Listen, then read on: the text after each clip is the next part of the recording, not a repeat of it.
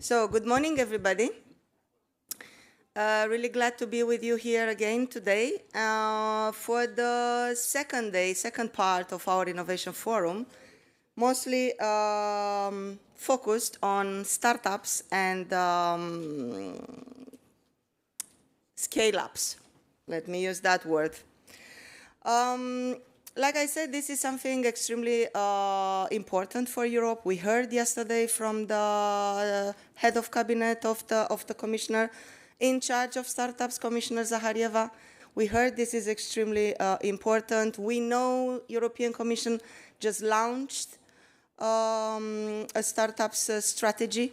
They have big plans for the startups, for the SMEs in Europe, and I think also that our partnership, our joint undertaking has played a role, and we would like even to play a more important role. So, we plan to have this morning split in two parts. One to show what we've done so far, and we have many success stories, but we picked some that will share with all of us what they've done, why they are a success. And then in the second part, we would like to look at what we need to do to make it even a bigger success. We were always proud that the partnership in itself, it's an incubator of the small and medium enterprises. Huh? We were always pushed, and in fact, research and innovation in the European Commission already pushes for increased support to the SMEs. And if you look on the right, I mean, on the left, you just see simple stats of the funding going to this type of organization. But if you look on the right, you see something that our friends, for now, in Tectur, have done for us. So we work with them, and we gave them our list of SMEs to run it through the databases of investors, of investments, and to tell us a bit where we are, so to take a bit of the pulse of what we've done so far. And you can see that out of 438 beneficiaries, companies benefiting from our funds, SMEs, 84 of them, first 84 in fact, have raised almost 5 billion euro investments in addition to our funds, which means there is something good in there. There is something good in there. But, and that compared to 400 million that we have provided to all of them. Huh? So a bit to give you some figure. But on the other hand, what does it tell us? It tells us, this represents, by the way, 18% of all of them. It tells us we have room to work for the rest of at least 80%, 80.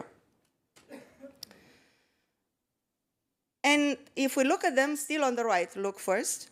This is coming from the previous slide. You see names which I've already mentioned yesterday, and we know we have the successes, such as Sunfire, ITM, Life, sorry for my pronunciation, etc. But look at the names also down there, and many of you will recognize them, that we can still do more for them. Huh? And again, on the left now, look at all the companies, SMEs we have supported, and how they also have evolved later on in the important projects of common European interest. I like to look at the story this way, and I think it's a successful story over the last 17 years of this partnership, and I think we can do more.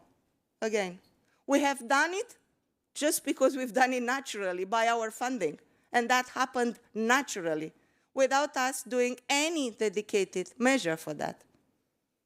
This is our industry, and this is where we have a need, a very important need. And by the way, before I move to the next slide, to the future, I would like just to say and to thank my team for making it possible for this morning. We just published the success stories on our website, and you can read more about what we've done so far. The voting will come a bit later for our next event in November. Now, these are just, again, a few of them, and some will be presented in the next session, like the story of the H2 site. You will hear about that this startup born in Bilbao. It comes from several projects we have supported, and right now still involved in projects such as Hermes or High Yield. But also those that I mentioned on the right, ITM Power with the success, with the only 10 megawatts running, by the way, in Köln, in Cologne, in the refinery of Shell. But also Sunfire, we have just been informed, put in place and is running the first 2.4 megawatt of solid oxide electrolyzer. So these are extremely important successes for this industry that only this partnership has made it possible. But what's next? Like I said, and that's going to be, again, discussed further in the second session. Like I said, 19% of our SMEs have raised additional investments. Huh? So they still depend heavily on our funding. We also heard yesterday in the morning from our Commission representatives that we have a tool. Commission has a tool, is the Innovation Council, European Innovation Council, that looks at dedicated tools supporting startups and SMEs. But only limited members of our community have benefited from that because that's technology agnostic. It doesn't have dedicated program for hydrogen companies. Our hydrogen companies go there into the clean tech program where they compete with other companies from other fields. And like I also mentioned, the Commission has just published the new EU Startup and Scale-up Strategy in May this year. So what we would like to do, and these are discussions ongoing, of course, we would like to really work there in the first valley of death. That's where we would like to work, in the pre-commercialization gap, where we can, I believe, still make a difference, to push from the lab to the market, to help pushing from the lab to the market the innovations and our innovators, because of limited, of course, access to the capital, talent, and exits. And then to make it through to the other, eventually, funding schemes. We heard there are many funding schemes around, yes, but we have to make sure that our companies do not die after going out of our funding scheme and before going into the next one. And we would like to build a European hydrogen startup hub, to use the same wording that the Commission uses so that we are aligned with the strategy. We would like to put such a hub in place, if possible, starting next year, to turn research into investable startups, build foundations for scaling up, including links to the innovation corridors. We know there are such hubs already in Germany, for example, and in some other countries. So we need to make the link work together. And to have it as a blueprint, finally, for licensing, royalties, revenue sharing, and equity. And of course, to follow the state aid rules. Huh? I show you already how that should funnel somehow into the future IPCEIs. I'm not going to spend more time on this one, because I think will be addressed by my colleagues in the two sessions to come. I want to be short, but I wanted just to send a few messages. We have been a success. That was natural, mostly. But we would like to do something about it that is really, really a success. We heard also yesterday Europe is not really, how can I say, equipped to take big risks like other parts of the world. We are not educated this way. But I think we have to do something about it. And I think this is what the Commissioner thinks with the startup strategy. And this is where we would like to do the first step. And why not in the next JU to continue with being such an incubator that later could grow. So I would like to stop here. I hope I gave you already a bit ideas of what's going to be discussed this whole morning today. Thank you very much. and give the floor to the first moderator. How shall I introduce him? It's my right brain, not my right hand. Yes, it's Antonio Aguilo. Whatever ideas came into my mind, he helps me make them true. So I have to recognize that, and if I don't do that, I'm a fool. So Antonio, really my pleasure to give you the floor, and good luck with moderating the first session. Thank you very much.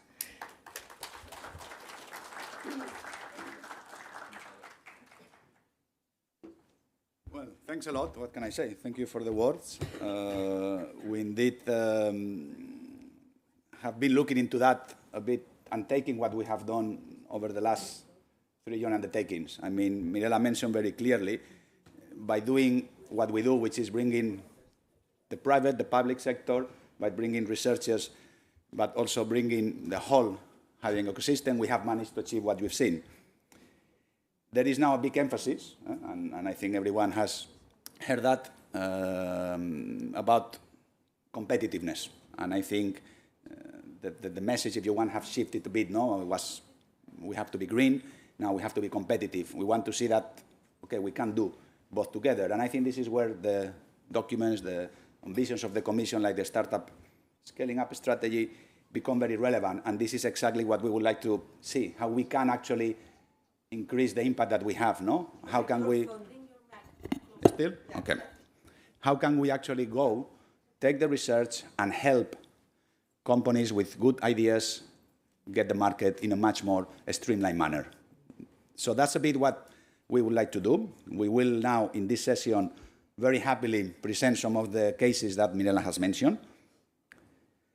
I would like also not to only share the successes, but I would like to hear from the panelists what are and what have been their struggles, to understand a bit more, is there anything else that we could have done? In the Valley of Death, one that Mirela mentioned, when you are really coming up with good results and then you need to move to raise the funding that you need to move your proof of concept further. Or maybe we need to see how we can link up better with other instruments already to allow the scale-up, where there is a lot of need for funding as well for first-of-a-kind type of prototypes. So we will go through this journey in this session, and the second one, as Mirela said, it will be looking a bit more on the go-to-market. So for that, we have 4 panelists, and we are very happy to bring them all on the stage. And I would like to call the 4 of you, which I'm going to name you, and then you can join, and then I will introduce you. It's Andreas Boden from PowerCell. Thank you for joining us today. It's Andrés Galnares from H2Site. Thank you, Andrés, for coming today. Then it's Florence Lambert. So thank you so much for coming as well. And then we have Daniel Sobek. Thank you so much for making it today. So I invite you to sit. I would like to introduce each of you briefly to start with, and then I will give you the floor. So Andreas Boden, he's the CTO and Senior Vice President at the PowerCell Group. They look at development of fuel cells for different applications, stationary and maritime. So quick and important player on our EU through PowerCell. We then have Florence, which long and very extensive and impressive as well set of activities. She's a director at CI Lytton Institute, which is really looking at alternative and renewable energy solutions, solar PV, carbon-free transport, hydrogen. She has actually been involved a lot on cooking the hydrogen roadmap in France. I know you have done a lot of activities that led to that in 2018. And now you are the president of Genvia, which is actually what we will be focusing on today, which is a joint venture which is bringing CA and other companies for solid oxide electrolysis. Then we have Daniel Sobek, which is the founder and CEO of Energy 1S1, which is developing next generation of water electrolysis technology. You have a trained technological background on the MIT, on aeronautics, astronautics. But the most interesting thing as well to bring today is that you have quite some experience, I would say, no, from moving research, from moving concepts, the startup stage, and to do the same once and again. So I think that would be very valuable to have today. And then, last but not least, we have Andrés Galnares, which is the founder of H2Site. Mirela mentioned, we started to work with the actors that are somehow behind this back many years already in the first year undertaking through a number of projects. And now he's the CEO and co-founder of H2Site, which is a clean tech scale-up pioneering decentralized hydrogen production through membrane reactors. It's a spin-off of Tecnalia, as I mentioned, and Eindhoven University of Technology. So we will put the details for later because there is a lot of elements to bring in there, and I will park them for the discussions. So I would like now, and we were preparing a little bit the briefing before, to give you the floor so that you can really give us a story of the journey that you have gone through from the angle of the companies that you are representing today. It would be good you do that, flagging the things that you would like to mention, and somehow to illustrate how you really went from research to the state of where you are. Maybe you can give us a bit of an update of where you are actually today and the way forward. So I will do that first by order, so I won't really get confused. I will give you the floor, Andrés, on H2Site, if that's fine. So please, if you would like to have an introductory statement of around 3-4 minutes, that would be great. Sure. Good. So first of all, thank you very much for the opportunity, and thank you very much for the invitation. Indeed, so H2Site was created as a spin-off from two research and development centers. One of them is Tecnalia, which is the largest private research center in the south of Europe, right? And they have a strong background related to material science and a strong department related to membranes. And another one is the University of Technology of Eindhoven that has a strong know-how related to everything that's around process intensification. Right, so both Tecnalia and Eindhoven got together a little bit over 15 years ago or so, and they began developing this concept called AMR, or Advanced Membrane Reactor. So, of course, as Antonio mentioned, it got a ton of support. I think in total, when I counted it, it was more or less 72 million euros if you take all the subsidies that have been gathered, whether it is from the TUE or from Tecnalia, to develop this concept, to bring it to a TRL level that looked like it could become something interesting, because at the very beginning we had membranes that were that small, right, and they were being tested at the lab. So from there to what we have today, which is a unit that can produce tens of tons of hydrogen per day, well, the journey is quite long. And you had to understand how you could use these membranes inside the reactors from TUE. You had to understand all the running hours and all the scale-up journey that you had to envisage just to be able to think about something that could later on become a product. So it definitely was not easy. And yeah, so I only joined H2Site when there was already a ton of work that had been done by these two research and development centers. So I think they had already 10 or 12 years of pure R&D and applied R&D on the concept of AMR. And what we did was, well, we said, let's see if we can find a business idea, and let's see if we can manage to bring in some industrial players and raise some money. And this is where everything started. I think it was late 2019 when the conversations began, and in the middle of COVID, when we were 3 people, 3 co-founders, one of them, Jose Medrano, who was sitting in Eindhoven, another one sitting in San Sebastian, John Melendez and myself living in Paris. So in the middle of lockdown, we managed to find a partner that was Engie, that decided to chip in, and this was the beginning of the industrialization of the concept. There were huge questions about the positioning of the company and about what we needed to focus on.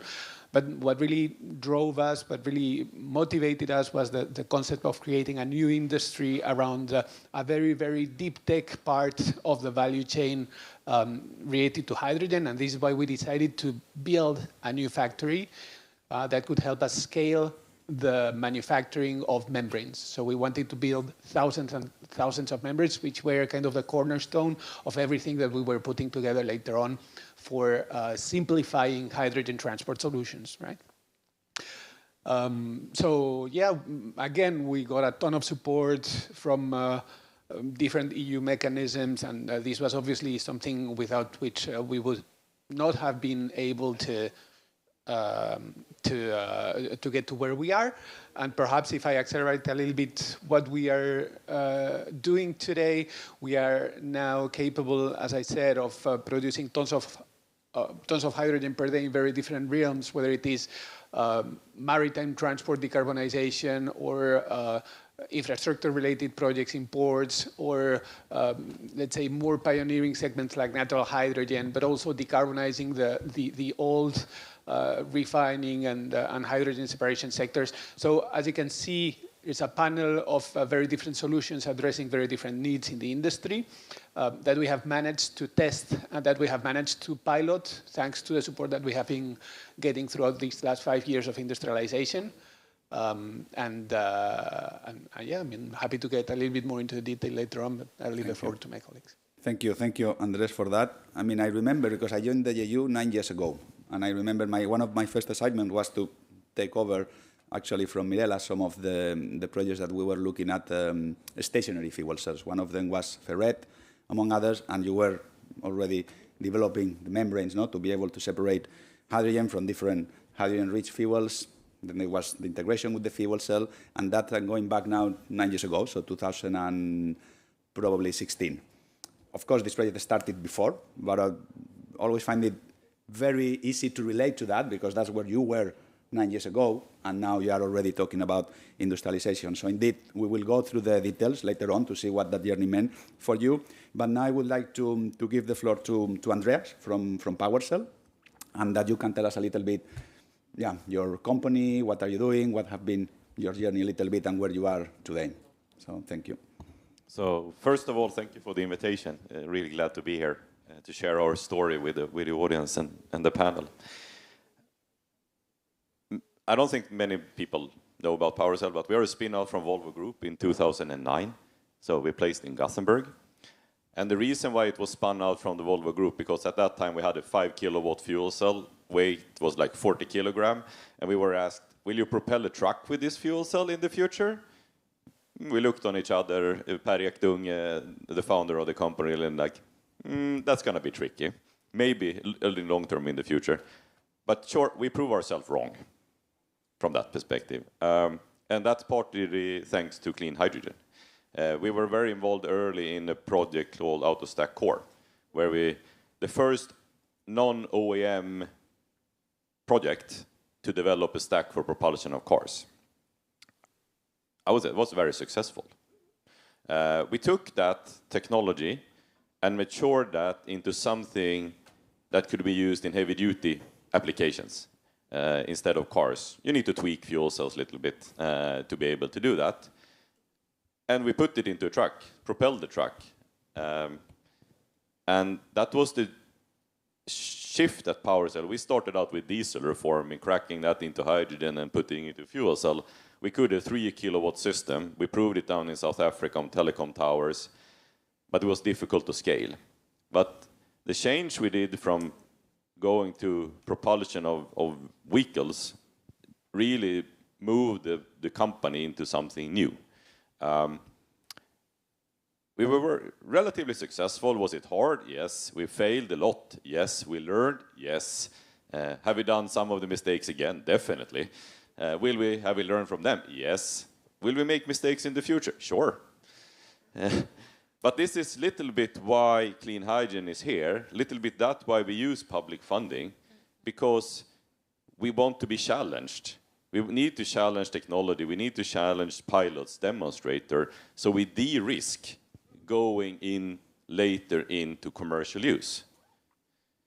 It's not all about the money for PowerCell, it's about creating the network of partners, because when things go a little bit wrong, you need friends. If you're standing alone when wind is blowing in your face, it's going to be hard. But the partnership has helped us create a network of friends, both on the supply chain, but also on the application side that challenge us to move our products further. But also institutes, governing bodies like certification for marine, certification for stationary usage. We were part of Everywhere project, where we were forced to CE mark a container. Was that easy? Definitely not. Did we do it? Yes. I don't know if you read The Heroes of Hydrogen, the book. If you read story 4, it was about Hitachi, and then you see a white container. That is actually a continuation to develop a commercial-ready product together with Hitachi Energy, based on some of the findings, of course, in everywhere for our fuel cell system. In 2019, Val Mifakov from Seravia came to our office, and he looked at me and Per. I want to put your fuel cells in aircrafts. And we looked at us. We can be a little bit bold sometimes at PowerCell, putting our cheek there to get a fist, but this was bold. We looked at it. We said no to the truck in 2009. Will we say no to aircraft? No. Let's do it. And I don't know if you know, but if you look on internet and see most of the aviation things that has flown over the last 3 years is with PowerCell. But that is not our major segment currently, it's maritime. We are currently world largest supplier of fuel cells for maritime industry. We're currently producing around 30 megawatts of standardized type-approved fuel cell systems for maritime usage in commercial use. We got an order on Tuesday for a bulk carrier, world first bulk carrier. We have passenger ferries up in Norway that are building. You can look on the internet for super yachts. We're propelling a ship with 3 megawatts of fuel cells currently. So yes, clean hydrogen for us is about creating the partnership to bridge the gap between R&D before we go into commercialization, doing pilots and demonstrators, but creating friends who can be with us when it becomes difficult to solve the problems. Thank you, Andrea. And you mentioned the challenges, the lessons learned that you will fail. And I think that's, if we look now, maybe to bring the angle of the program office, we have a team of people supporting on those projects. Of course, we are well aware of that. And this is probably one of the things that made the job interesting, is because you are part of those problems, of those struggles. And we have a program that we have to manage with its rules, with its, let's say, constraints. But then accommodating that to the real needs of organizations, of the projects that sometimes go in one direction or the other is a challenge also for us, but a nice challenge to face. So I think in this sense, it's always very nice to be able to integrate companies that are really trying to make it forward in the day-to-day work. So I think we can also relate to that from the other angle in a positive way, despite all the struggles that we have. I would like to add one thing that also clean hydrogen and the other joint other things, it brings credibility to technology and companies. And I think that is also important, that the company doesn't need to carry all the burden ourselves. We get a little bit of a quality stamp by being successful in these funded projects. Thank you so much. So now I'm going to give you the floor, Florence. We're moving to France, and we want to thank you very much for coming here, and we would like to hear a bit your journey on Genvia. Thank you. No, thank you very much. I'm super happy. Can you hear me? Yes, I had a sore throat this morning. So yes, I'm coming from the research part in France. So I was in charge of what we call the CLI10, which is an important part of research covering or bridging, the gap between fundamental research and the industry, with many technology transfer toward the industry. And at that time, we had a lot of support from the EU, because at that time, hydrogen was not so fashionable. And it helps a lot maturing our SO technology. As a result, we had, when we started Genvia in 21, more than 40 patents coming from the CLI10. And I just want to say hello to the mother of the technology, Julie, who is here, coming from the CEA. And in 21, so after dreaming a lot about the industry, I met the CTO from SLB, former Schlumberger, and together we created a specific ecosystem called Genvia, and with really this ability to project a very promising technology into an industrial reference. And for me, it was key, because yes, we are in a startup, but we use, and I'm super proud about that, we use process used for 100 years in a conventional industry. And this is why, thanks to that, we can say that PACE is really our watchword. Since 21, we have recruited 150 heads to execute our solid oxide roadmap. We have built an ecosystem, and I think that ecosystem is super important, especially in Europe. I think that JU made an ecosystem of actors. Today, I'm still working with actors I was working with 15 years ago. And I think it's very important to keep them alive. So after 4 years, we have delivered a complete pilot line in order to produce our stack, our systems, and we have signed a first contract with ArcelorMittal in France to install a first demonstrator to support an annealing process in the steel industry, and it will be a 300 kilowatt system. So again, I think that PACE was our watchword. Thanks to this ability to project, because we use seconded people from SLB, but not only. Again, I really want to underline that without all these instruments, so I mentioned GU for the support of the research, and it was important, but without the help of the IPCI process, this creation, this acceleration of Genvia would not have been possible. What is important, that it have given confidence to our shareholders to invest and to decrease the risk of this very promising but also innovative technology. And so keeping this constant is very important. I think that we will come back because so I think that we can prove that we have our own success. But building a common success together is very important. I think ahead of us, we will have a big challenge to build the value chain. And it means that we all need to play the game, maybe not to work in silos, not to do everything in our own company, but try to bridge the gap in the future and to bring and to build a very strong European hydrogen supply chain. For me, it is my motto. Thank you. Thank you. And I think that brings the element of the innovation, if you want, ecosystems. You were mentioning now the participation of CA. And with Julie, which I remember, one of the first missions I did was actually to CA, very early when I joined. So I had the pleasure to meet Julie already back in time. And indeed, this is a little bit also what we were presenting before. What else? What is the next step that we can do to build on what we have already created in terms of having the ecosystem together? And if I may, I think that not working into silos, it means that we also need, as CEOs or entrepreneurs, to play the game with research too. Because it will be difficult for her to compete with China, for example, and having this link, this content link with research is so important. Thank you. Thank you for that. So I'm going to move to Daniel. You are taking part as well of some, or at least one that I'm aware of, JU projects, but I would like to hear now a bit also on your story. I mean, where are you with Energy 1S1, and yeah, what has been your journey so far, and what are you looking to in the future? Thank you. Thank you, Antonio. It's a pleasure to be here. Thank you for the invitation. We are a young company based in Lisbon with operations also in California and in Campinas, Brazil. So it's a very interesting journey. We incorporated in December of 2019. Personally, I was coming from a very resource-rich environment, being a C-level executive at a company seated with 100 million.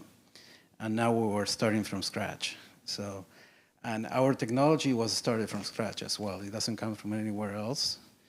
Right now we have a patent portfolio with 20 families, 4 of them granted, some of them already licensed.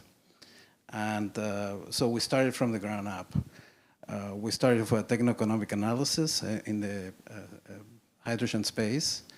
That led us to PM-type technologies and to overcoming the issues with them. And the main ones were associated with the membrane. So we designed membranes with new ion exchange groups called tetra-coordinated boron or tetravalent boron. and then a bunch of foundational technologies based on that, and now we're integrating them into stacks.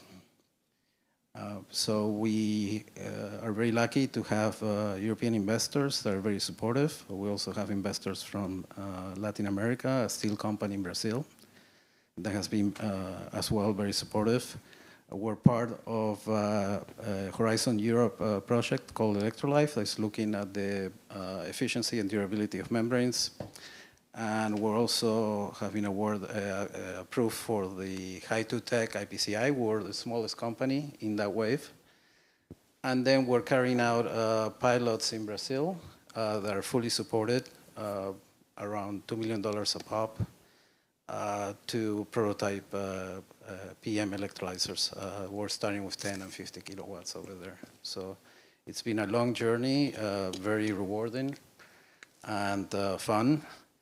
And also lots of struggles, like Andrea.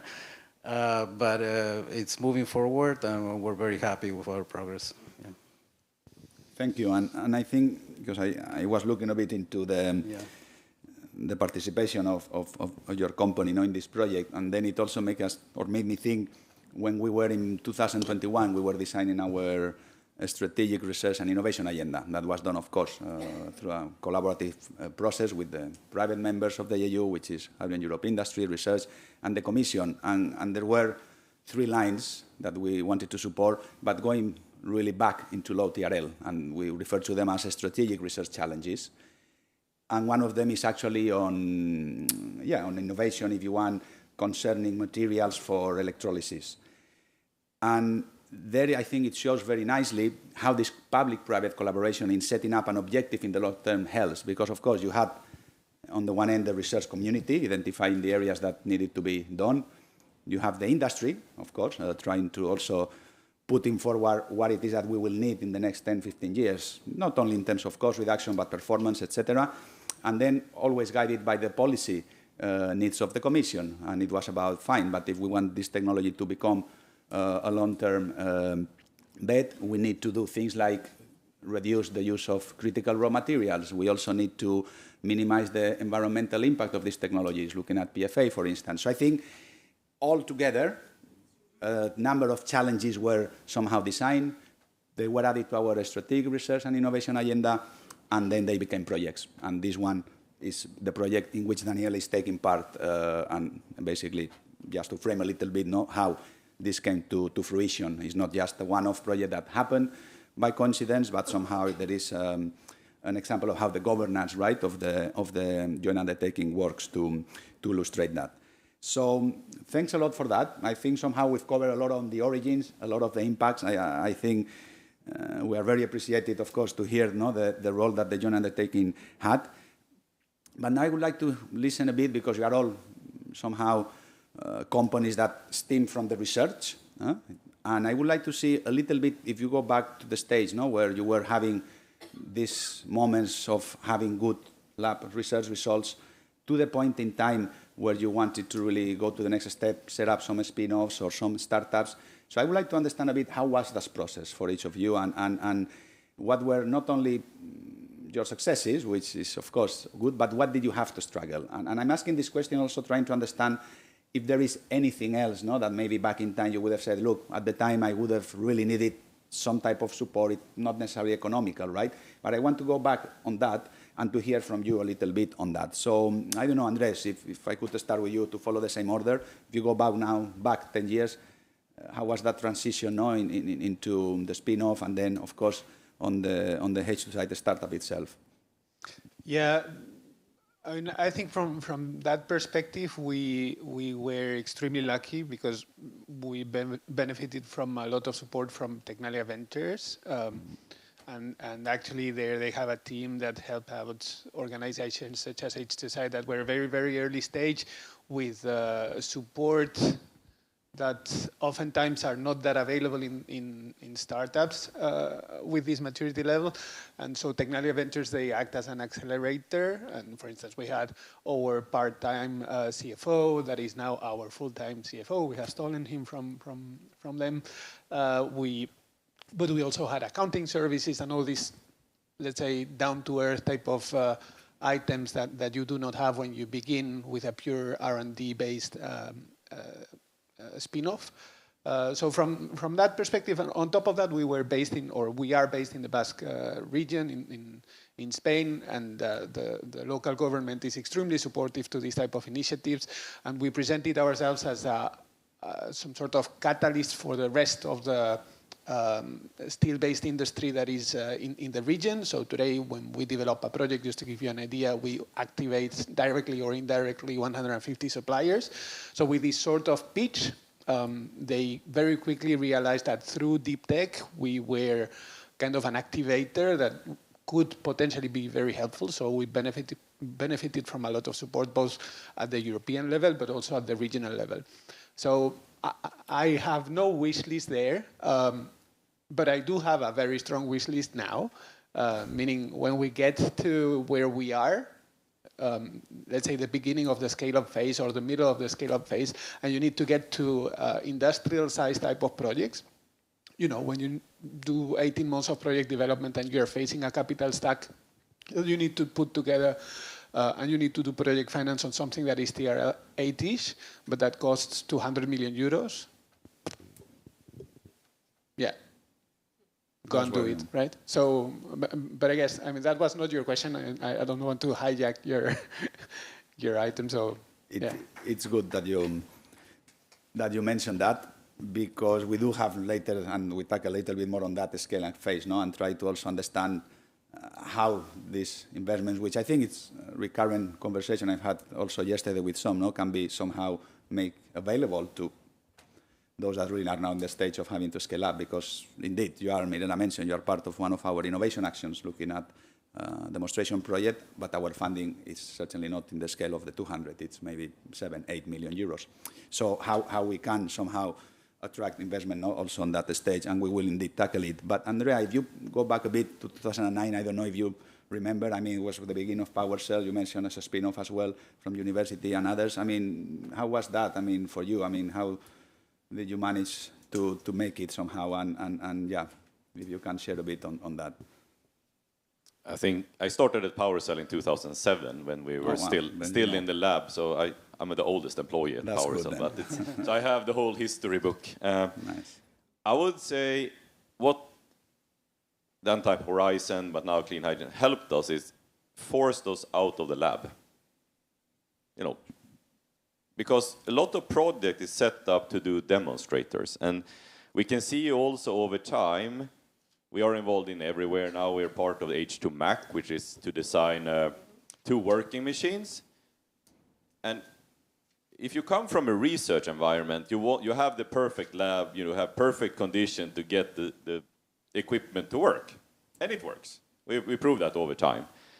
But what I think the partnerships and the project that are, not all of them, but are set up, forces many companies, and I hope this forces H2 Site and 1S1, it forces us out of the lab to meet people that are going to use the technology later, which means there come up questions that we haven't thought about. Demands, requirements that we need to consider and handle before we scale. Because if we scale with what we can handle in the lab, we will fail big in the application. So I think what we have gained as PowerCell is first, we are also part of the H2 Marine project, which forces PowerCell and the technology to go from something that is used in, commercial applications of 100 to 300 kilowatt. It forces us to develop a new product that can go to megawatt and scale to 10 megawatts. So I think it's 2 mechanisms here that it helps us push the technology to be more efficient, both from performance perspective, but also cost and producibility. But it also forces us to work with the application. And I like the mix, I personally and the company, we like the mix of product that's set up in the clean hydrogen because it supports and de-risking early tech development, but it's also challenging us to get out of the lab, to meet the really requirements in the application. And that we're grateful for. Is it easy? As I said, no, it's not easy, but we need to be able to pass that point before we scale. No, and I think this is key because at the end you have, I mean, any program of the Commission, of course, it's always calling for these links, no, between the lab, if you said, and those that will eventually become clients, no, users. It's true that it's not always the case, but I think this is certainly something we put a lot of effort to make sure that the projects themselves configured so that you have both actors, that you are not just doing lab, as you say, and then you don't have that connection.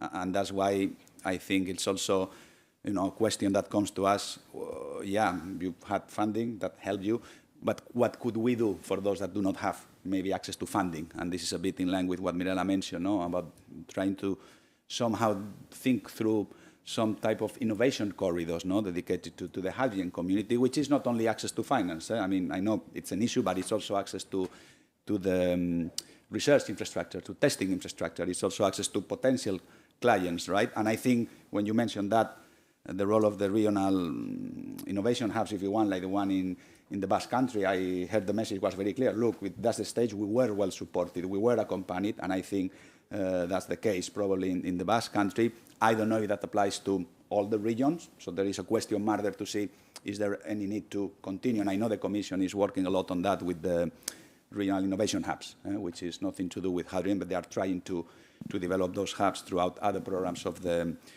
European Commission. So, but now, going back to let me add one thing I think Sure. I a little bit missed, and especially me. I think it, you know, through the project with the result, it also gives companies like us in the panel visibility to attract other investors. As I said, we get the credibility, but we also get the visibility.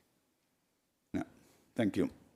Florence, what about, I mean, a bit more recent now, you mentioned 2021. I know that CA has been participating in our program in different type of projects, but how did you move from that to GmbH, and what happened there? What was your process? And I think what went extremely well is the fact that, you know, the CA-10 is not only a research organization, but what we call technology research organization. So having not only laboratories, but also a pilot line. And so it helped a lot because right at the beginning, we sent our operators, you know, the one who were coming from the oil and gas company, SLB, and they were trained in Julie's laboratories, pilot line, and just after they were able to manufacture very good stacks. And I think having tools, having facilities that will help us to bridge the gap will be super helpful. And I think that, again, we need to be super ambitious in the field of research because I'm sure that we won't compete with Asia with production, with manufacturing costs, but we need to keep all this innovation and having our product ahead of the curve. Speaking about design, speaking about manufacturing process. And maybe having a very high-level network of research organization, you know, as the microelectronic sector did, a kind of alliance could help addressing, you know, key challenges for the future, speaking about material science, modeling, system integration. So it could be key. And we have still many, many challenges to face, especially on the value chain. And I will come to my second point. And for me, what worries me today is really this European value chain. Sometimes I really have the feeling that we have a gap in Europe, especially speaking about key roles such as equipment manufacturers. You know, they are key if we want to decrease the costs. And we know that sometimes it's very difficult, and it is things where we had troubles when we try to accelerate GenVia. And we really need to support all this array of equipment manufacturers. They are key to decrease the cost, and they need to keep inside Europe the knowledge. And for me, it's super important. And then, this is what I told you before, keeping the support constant, because we now are our product quite ready, and we need to work together on the go-to-market. It means that we still need to have a market in Europe. And, you know, we are covering especially the decarbonization of the industry. And I really want to have big off-taker sites still maintained in Europe. And for me, it could be a nightmare not to have. and then to still have a constant support through this market. For me, it's important. It means for sure having economic barrier for Europe. It's very important. It will take time for us to go to the market, to build this supply chain, and so we need to have time. And then to be protected thanks to barriers before. Okay, so this is stability. Yeah.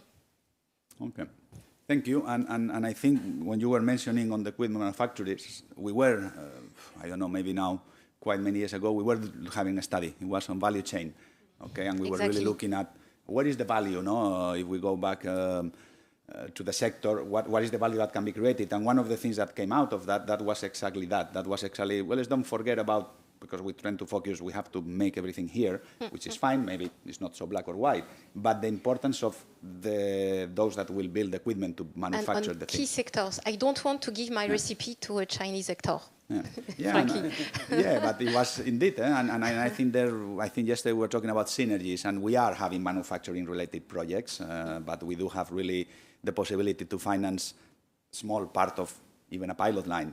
We know there are other programs like the innovation forums, they are now supporting that, but I think this is a bit what was mentioned yesterday during the synergy sessions, how we can work better on that, because at the end it's really different instruments, different programs, not always clear, right, for everyone to know where and which type of funding to apply, but yeah, that's an angle that I think it's very important, and that was actually back in, I don't know, 2000 and probably, I'm thinking here 17, 18 that we did this study, which by the way, then it led to recognizing hydrogen as an important and a strategic value chain for Europe with the whole IPSI that came later, but a bit that's the history. Okay, thank you so much for sharing that. And now, of course, I'm looking at you, Daniel, and I mentioned very quickly before, but this is not the first endeavor that you go through in terms of creating, you know, or transforming lab research into companies to make them grow, raise investment.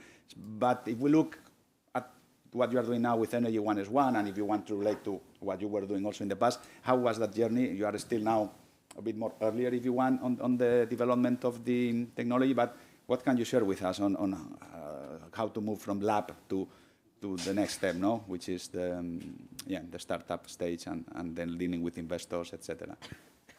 So in the past, I spinned off technologies from Stanford in different areas.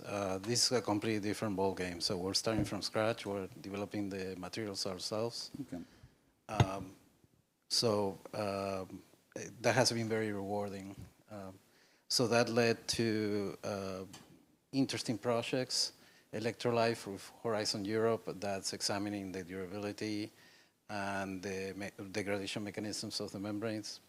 The High2Tech IPCI exposed us to the ecosystem in Europe, and that has been extremely valuable to us. So we started with funding from family offices and individual investors, high visibility individual investors, and then we moved to funding from a steel company in Brazil, also a natural resources company.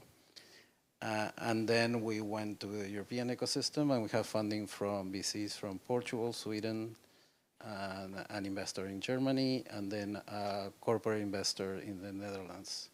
So that hasn't been announced yet, but that's a partnership to make PFAS-free membranes. Okay. Yeah. So it's been an interesting journey. Okay. But the main value of the European projects, the Horizon Europe and IPCI, is, from our point of view, is exposure to the ecosystem. Mm-hmm. That has been extremely valuable to us. Yeah.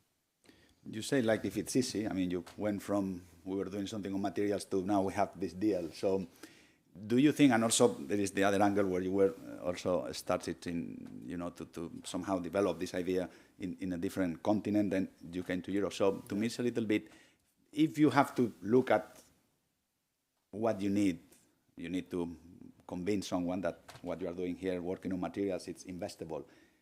How do you do that? I mean, how do you go from trying to convince those that will, you mentioned individual high-level investors, but probably others. How do you go? How do you talk to them and convince them, look, I'm working on this material, this is going to be great, it's going to have a good future, and you convince them to somehow raise that investments? How What's the process? Lucky with the co-founders, we have a chief business officer that is very, very, very good. So he's opening many doors, and then we go in and we explain the technology, and it resonates with the people we talk to. Yeah. So you have someone that talks the language as well of the investors, and then you somehow. Yeah. And why Europe? I mean, you somehow originated back in the, if I understand well, in the US. So why suddenly to expand and to work in Europe? Well, the issue in the US is that there's not even consensus that climate change is real in the US. And they're cutting a bunch of projects. Yesterday, they cut $7 billion in funding. So it's nice to work with people that are on the same page in terms of what we're trying to achieve. So that's why Europe and also the ventures firms in Europe are more disciplined, more conservative. And actually, we like that. Okay. Okay, that's good. So thank you for that. Please, you wanted to say something? No, for Ramessa, maybe something to add. So I think it is important for them to have stability. And so having something clear in regulation and something stable will be very important. But what was important in our journey, because we have different investors, is the fact that we need to tell the truth. That especially when we are developing from scratch an OEM, this is what we do at Genvia, it is a long journey. And so this is what I did to my investor, and I think telling the truth, explaining that, you know, as the traditional industry did in the past, so it takes time to do something seriously, and it is what I did and what we did. That's good. And building a bit on what you say and also what you say, we have always heard this. We do a very good research in Europe. We have very good innovators. But then, you know, nothing is follow up, and then we lose that to countries overseas. Now we heard something different. You felt attracted, you know, in somehow doing the opposite journey. So my question would be now, at the different stages where we are, what can Europe actually do to retain that? Because it's true that we do a lot of research and we have a lot of successes, but it's true that we also hear from companies that then somehow exit Europe, probably to other environments where it's easier to go to the next scale. So what can we do? I mean, or I know you are all pretty much European based, so you've done it, you've made it, but in that journey, what can you share with us on what do we really need to make sure that all those efforts, all those millions and millions of euros that we put through the European Union funding and the private funding as well remain and stay here in Europe? I don't know if anyone would like to reflect on that. I'm opening a question to any of you. I can comment on that. Sure. So thinking through the mechanisms, how you go from approval to funding. So for example, the IPCI funds very large projects, but there's no appropriation mechanism. So that depends on the member state. And the internal issues with the member states can delay that. In our case, has worked in our favor, but we received approval in mid-2022, and we're still talking about the contracting phase. So that's a problem, but it forced us to go to revenue faster, so it was a good problem, but now that we're moving to first industrial deployment, it's a good time to finish the contracting phase. Yeah. Somehow there was this gap that you have to go through between 22 to where the point in time where you get the funding. Yeah, but it forced us to go to paid pilots, and those have been fairly successful, so it was a good thing, but now we're ready to scale. Yeah. Okay. Thanks for that, because I think indeed, I think that this is a great mechanism, but it's true it has, you know, you need them to, how do you call it, take the appropriation through national funding, which means there is some, of course, the delays or the phases in terms of timing when that becomes available to the SMEs. But if the IPCI had its own funding, its own appropriation, it would be a lot easier to execute. Yeah. Good point, indeed. Thank you. Anyone would like to comment a bit on this?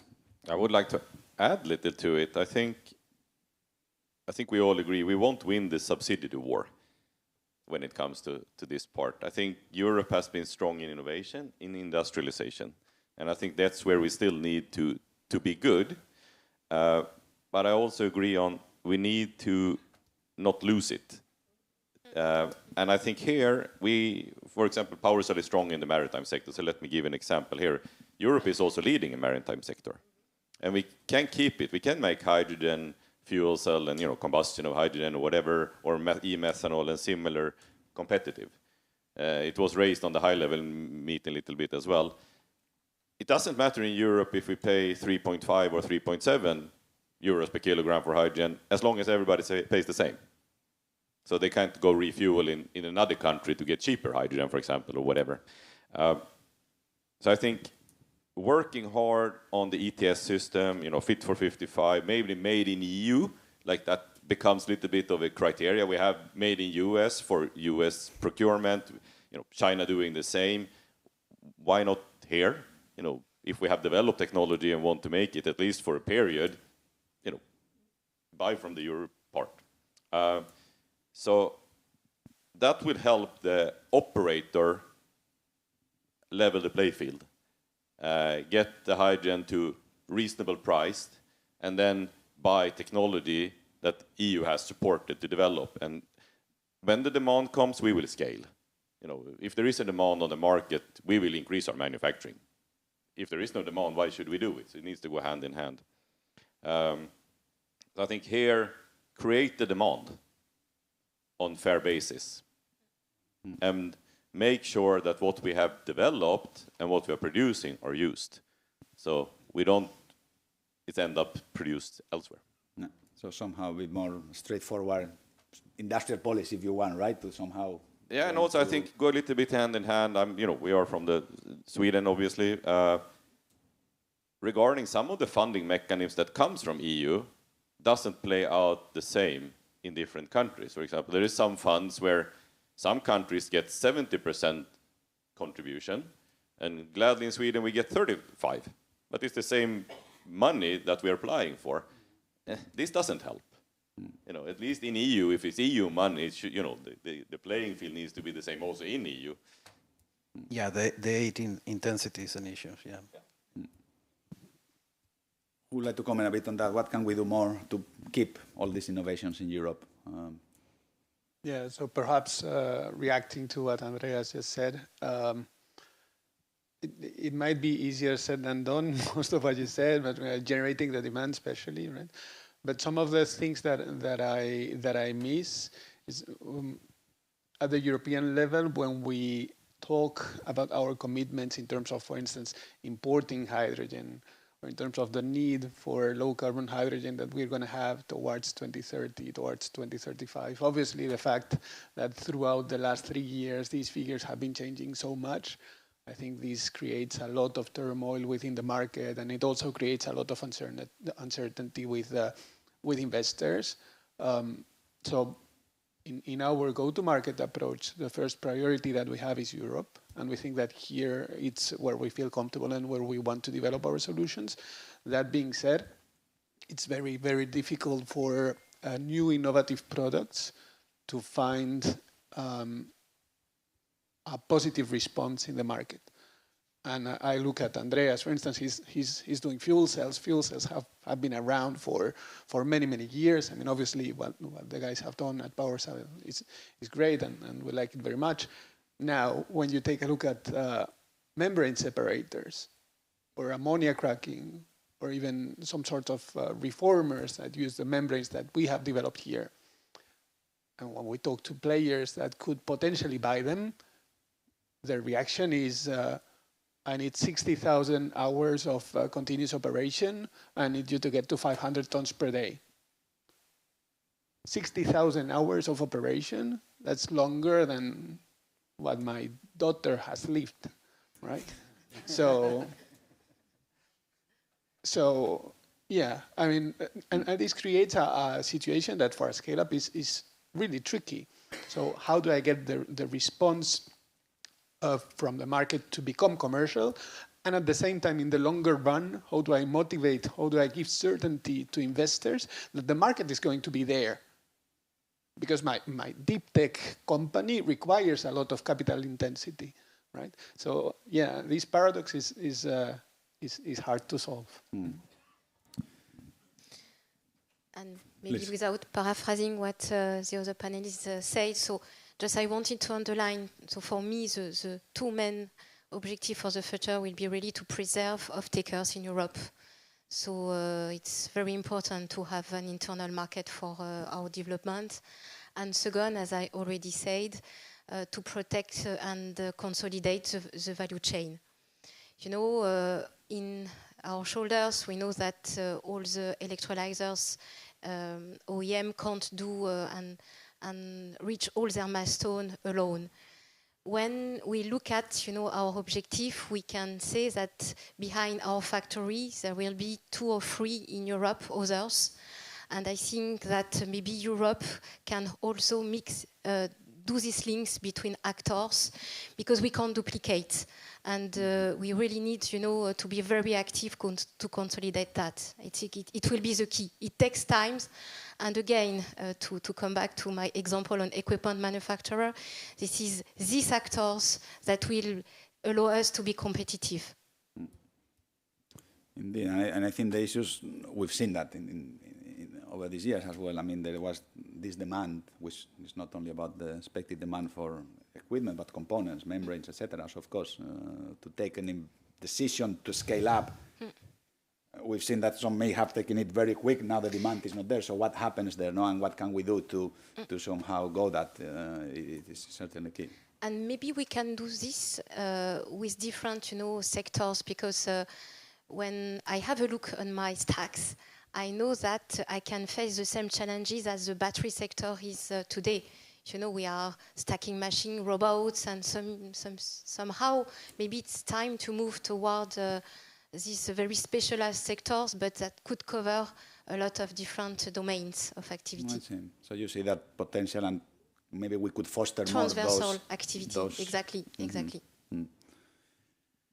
I would like at some point to offer some questions to the floor, but I would like first to go back a bit to what you said on the scale up, because we've talked now a little bit on what you've gone through, no? From the lab to making it up on the first round of funding, moving on. Now you have the product, now you have already piloted membranes, but now you want to scale up. You said that this is pretty much where you are struggling.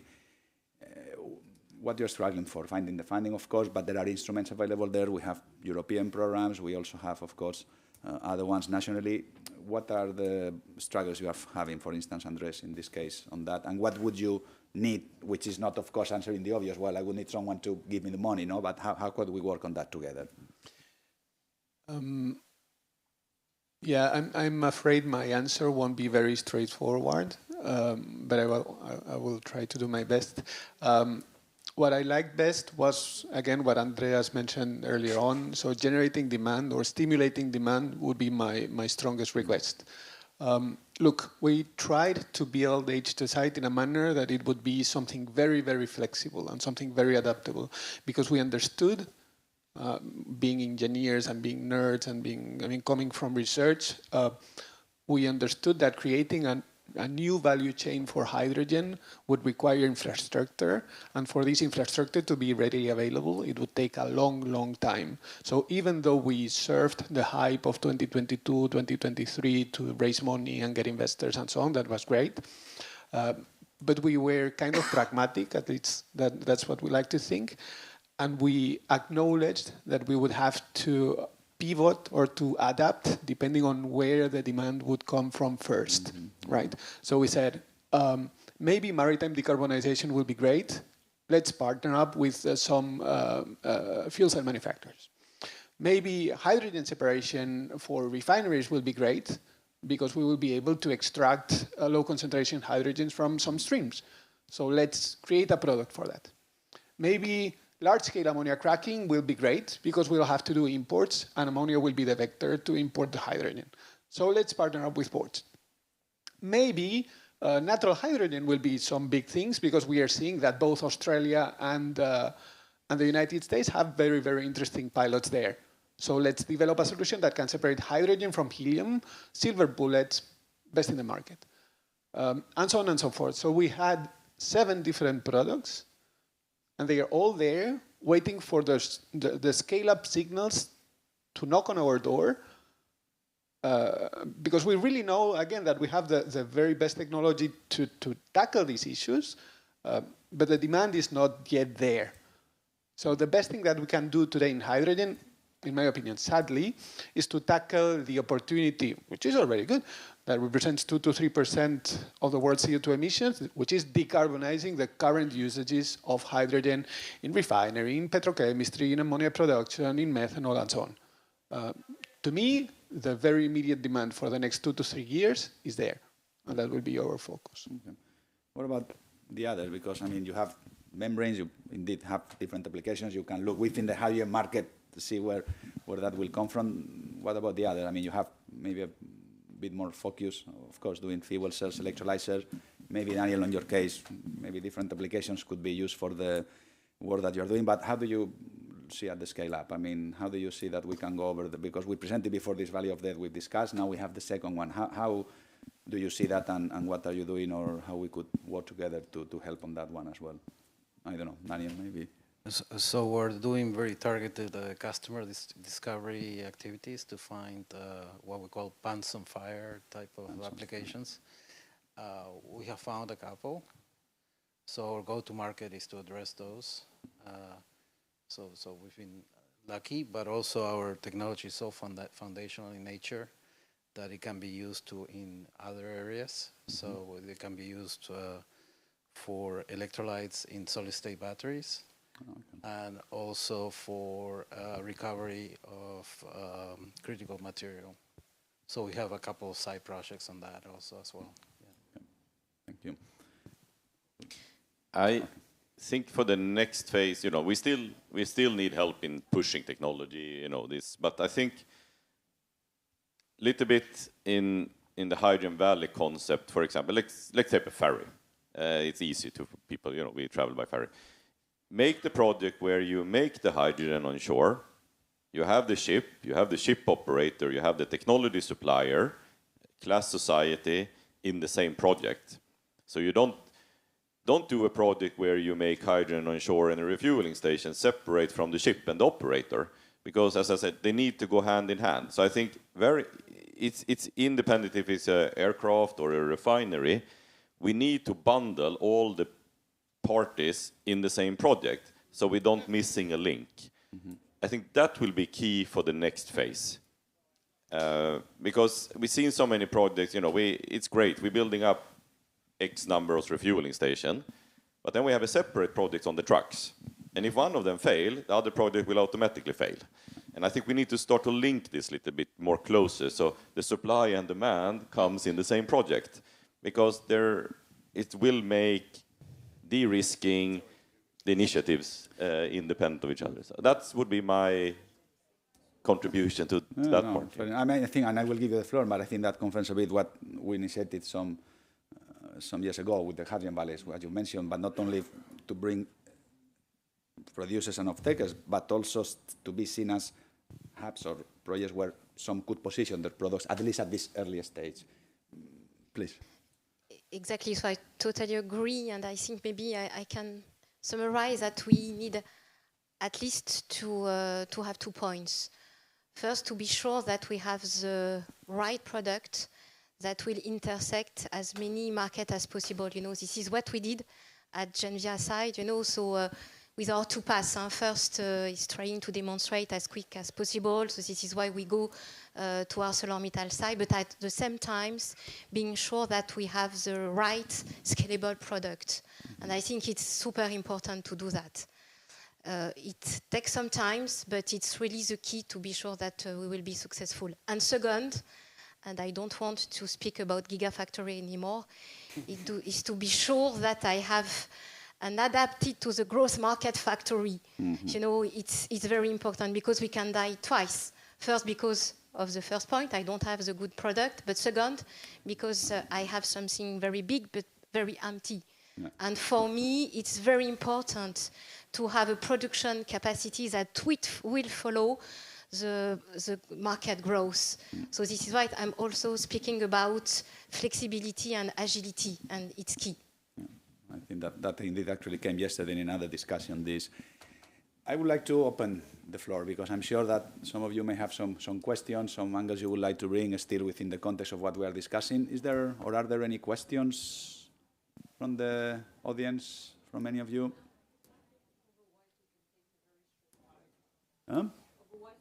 I think there is a break foreseen in between this one. No? Okay. There is none. But then I think because we have, in theory, it was meant to finish at 11:30, so I think we can finish earlier. But before we do that, and I know we were planning a little bit final questions as you always do, but I would rather that you bring in this last intervention anything that you think has not been said that you would like to say.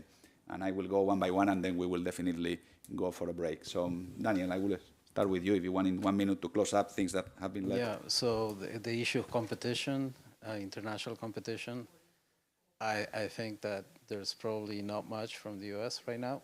Okay. Not competition. Yeah. The issue is China. And so I don't believe in zero-sum games. So as long as everybody's fair, it's fine. Mm-hmm. The issue of China is that there's no fair competition. And that's something I think Europe needs to watch for sure. Indeed. Thanks. Thank you, Dan. Andrea. First of all, I would like to thank you, Clean Hydrogen, to be participate in creating power so to be a global champion within fuel cells.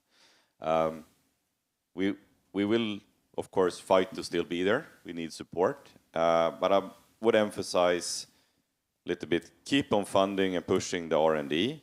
But I think what we unite a little bit on the end here, we need to work on a fair playing field on the demand side to create the pull for our products, independent of which in the panel it is. That will be key. Because then we will create the industrial part of the value chain and not just the innovative part. We need both in Europe and going forward. Thank you. Thanks so much. Andres. Yeah. So one word that I have learned to like a little bit more in the last few months is patience. And that's a concept that I think we need to embrace because so speaking about demand, speaking about creating infrastructure, speaking about developing deep tech type of solutions and so on, this won't happen overnight. It will take time, and we need to be realistic about how long it will take, for good or for worse. But I have learned to embrace that concept myself. And I think that we have 2 to 3 years ahead of us where we need to understand that we've gone from a period where decarbonization and clean tech was at the top of the hype towards a period where we have other priorities as a society, and this will have an impact, in my opinion, on our sector as well. So we need to be prepared for the next 2 to 3 years. Thank you, Andres. Thank you. No, and I fully agree. So maybe to conclude, I think it's something fantastic that we do today. You know, sometimes I have the feeling to be close to the pioneer, you know, of the last century who started everything. And so, yes, it will be a long journey, but a very nice one. And so take risk, join the race, and I'm convinced that Europe will win. Thank you. Thank you so much. I mean, it's really a pleasure. I mean, also to hear that what we've been doing is helping. It's, of course, creating all the conditions that you need to make it, which is not easy. So I would really like to thank you. I'm sure we will be in touch. So, yeah. And now we will have a break. Until 20 minutes, 11:40. Of course, the panelists will be here. If you have any questions that now you don't want to share that you have, feel free to join them over coffee. There is a family picture. Family understood as... Including me, fine, because families can be many things nowadays. Good. So thank you all, and 11:40.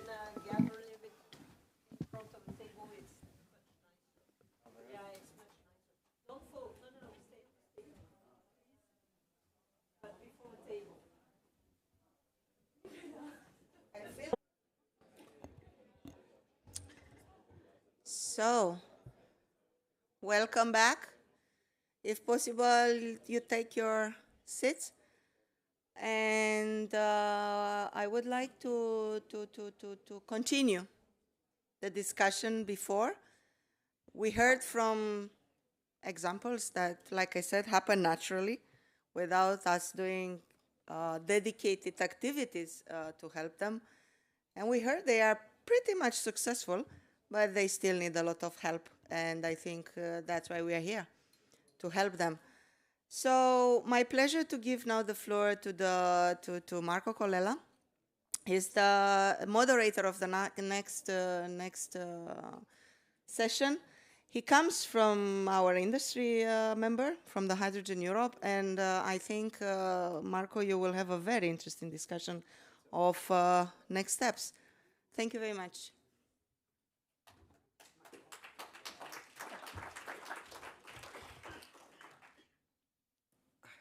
Thank you very much, Mirela. You may see me hyperactively change glasses, or I'm at that age when I need to change perspective and lens very often, so you will forgive me.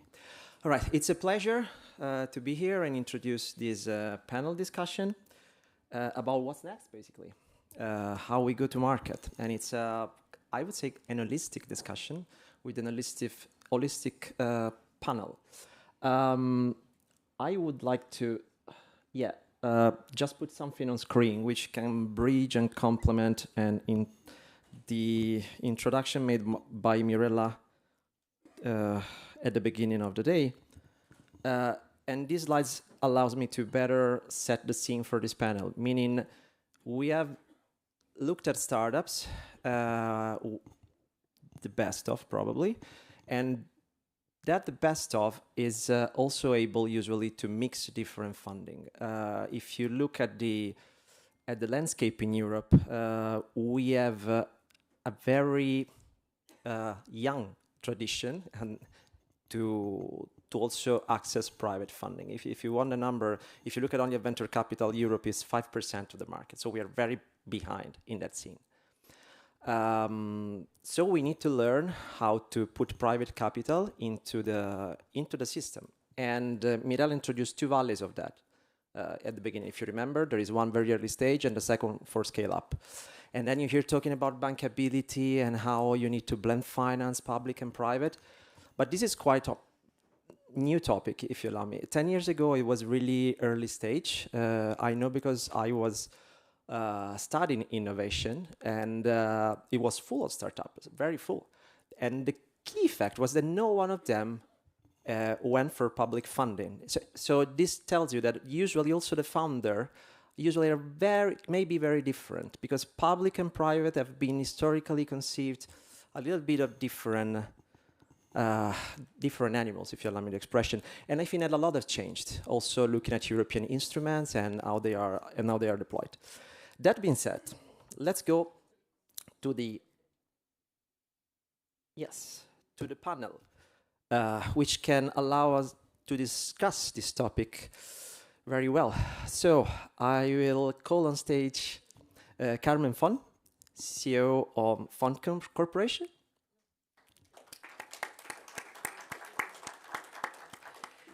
And Elena Kostadinova from the GRTD. And Fabio Lancellotti from Aster Venture Capital, partner at.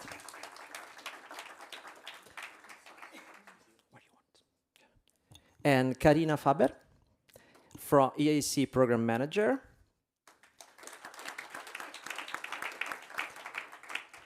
And last but not least, Christian Weinberger, advisor and tech tour.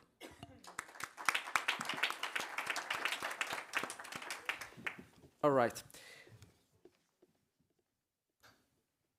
Welcome. Now let me give you a better dive into their profile, so we can understand better and go into the discussion. So Carmen is CEO of Thon Corporation, but also group president for clean fuels and hydrogen at the EIC Scaling Club. All right. So she had a career in corporate banking and the work also at government level, right? UK and Spain.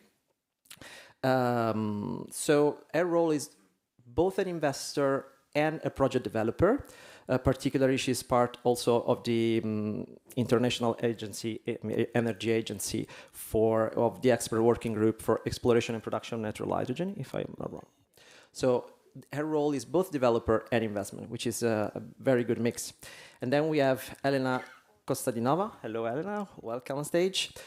Legal and Policy Officer at DGRTD. Particularly relevant, she's in the task force of startups and scale-ups. And as you may know, DGRTD has a mission for startup now, which is also why we are making this whole session. So over 15 years of experience in the different DGs from the European Commission and a background in regulatory and trade law before that. And then we have Fabio. Fabio is partner at Aster Capital, so venture capital firm. He has been an active investor since 2009, and also working as with a background in management consulting before that. Thank you for being here. And then we have Karina Favre. Welcome on stage. Program manager at the European Innovation Council, working on renewable energy conversion and alternative resource exploitation. Background in physics, but basically in the nexus of research and EU policy. And welcome again. And finally, Christian Weinberger, advisor at Architecture, independent advisor, but 20 years of experience in the European Commission in DG Grow. So, welcome again. Welcome again. All right, what we are going to do with this expert is to look at the first barriers and then possible solution for the go-to-market of hydrogen. In general, I would say it can be startups, it can be scale-ups with no true distinction. So the first, we will have 2 rounds of questions, and then we can, let's say, explore everything that comes in a fruitful discussion. Well, so where we are today, I would like to start from Fabio as a venture capital. And it's the first time that I talk to a venture capital on stage, so I'm very happy. So what is the status of venture capital in Europe at the moment?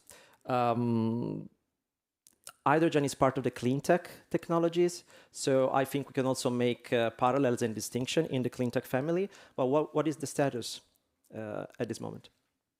Thank you very much. Hopefully everyone hears me well, and thanks for having me today. Be pleasure to be here. The recent numbers we got from the European Investment Bank speaks about pretty much 3x under investment today for the venture capital clean tech industry versus what would be we would be in the need of investing to reach the Fit for 55 objectives. So basically, assuming we need to reach those objectives, we today are investing 3 times less every year to be able to reach that objective. So that's the first data point. If you look at the within the clean tech or climate space, as you mentioned, you have the hydrogen specific, let's say, value chain. Today, that represents about 7%, 5 to 7% of the overall clean tech investments, which is probably about 2x less than what we would need if we consider the hydrogen mix within the energy transition technologies. So all in all, not only the clean tech industry is underrepresented compared to represented in terms of investments needed, but the hydrogen, it's 2 times less what we need within an already underrepresented industry. So overall, the situation, of course, so far is not what we should be, according to the long-term 2030, 2035 objectives set by the Union. Of course, we can see the glass also half full, because anyway, overall clean tech investments in the last 5 years have grown 5x compared to 10 years before. As you said, I started my investment career in 2009. So I joined Aster, which is basically a clean tech platform with different strategies to support entrepreneurs in the energy transition, to push energy transition technologies and ventures, mostly across Europe. And I've been part of the first cycle as well of clean tech investments in the year 2010 to 2015. Of course, the ecosystem today is much more developed. There is much more support. So I think we just need to ramp up a little bit the investment rhythm and the speed. So yeah. Thank you. Thank you for giving us a very good background, which gives me an input to switch to project developers. So Carmen, for you, this is a financial issue, but it's also, of course, related to the real world, right? So, and the hurdles that projects are experiencing. So when moving from pilot to market, what is the most common barrier that you are experiencing? Well, thank you so much, Marco. So first of all, thank you to, obviously, Clean Hydrogen Partnership, Valerie and Mirela here and the terrific team. So without them, this wouldn't be possible. All of us sharing an insight. So thank you so much indeed to Hydrogen Europe for the terrific job dynamizing the sector in the whole European community. Obviously, the European Commission for being here. So we are teamwork, right? So we need to put projects in place. I would like to share, probably most of you have read it, but Repsol has just announced FID in Spain, particularly in the region of Murcia, Cartagena, so 100 megawatts. So this is a milestone for the European hydrogen sector, obviously, for Spain and for the region, but for all of us that we are here, so to see projects really moving forward. Indeed. So from that on, and I'm very much aligned to what the feeling is, that we need investments, well, we need money, we need capital flying into the projects as part of basically the European Innovation Council chairing the scaling program. So it's what I see in most of the startups, the best of the best deep tech in Europe. They are struggling to raise funds. They are really, there's not big amounts. It's usually 1 to 5 million to put this demo in place, the pilot in place, and being able to scale up to market. But this 1 to 5 millions, it's really a barrier for them. So definitely putting more resources. Of course, there are calls for startups and SMEs. I'm very pleased to see here Elena, because any more funding, public funding that could go directly to the startups, that would be terrific to help their risk projects, first of all, and secondly, to attract further investments. So I would encourage, really, innovation is obviously very much needed, but funding, much more funding for startups and projects.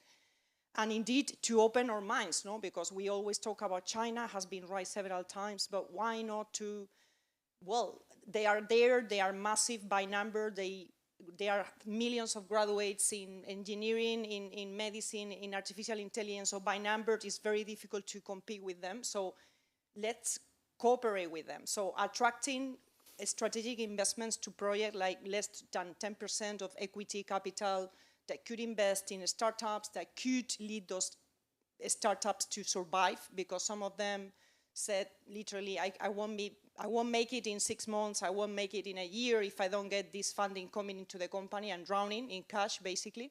So these sort of potential opportunities could really open a wide range of opportunities to those startups and companies in general in Europe. So I think we need to be creative at the end. So first of all, investors, and you mentioned it, right? Only 5% of VC. So how to position Europe to be competitive? And we have the chance because other markets are focusing again in fossil fuels and so forth. So we have a clear mission here. We have a driven strategy towards decarbonizing and towards energy transition. And definitely we are very attractive as a market, and with the vision that we have to develop hydrogen projects to attract much more funding from overseas countries. So mission innovation to connect perhaps much more mission innovation to investments, attracting investments to hydrogen valleys, hydrogen projects within those valleys, and indeed to the startups community. And second part, and I will be brief, offtake. The offtake market. So there is a strategy already, market drivers. How important are the market drivers?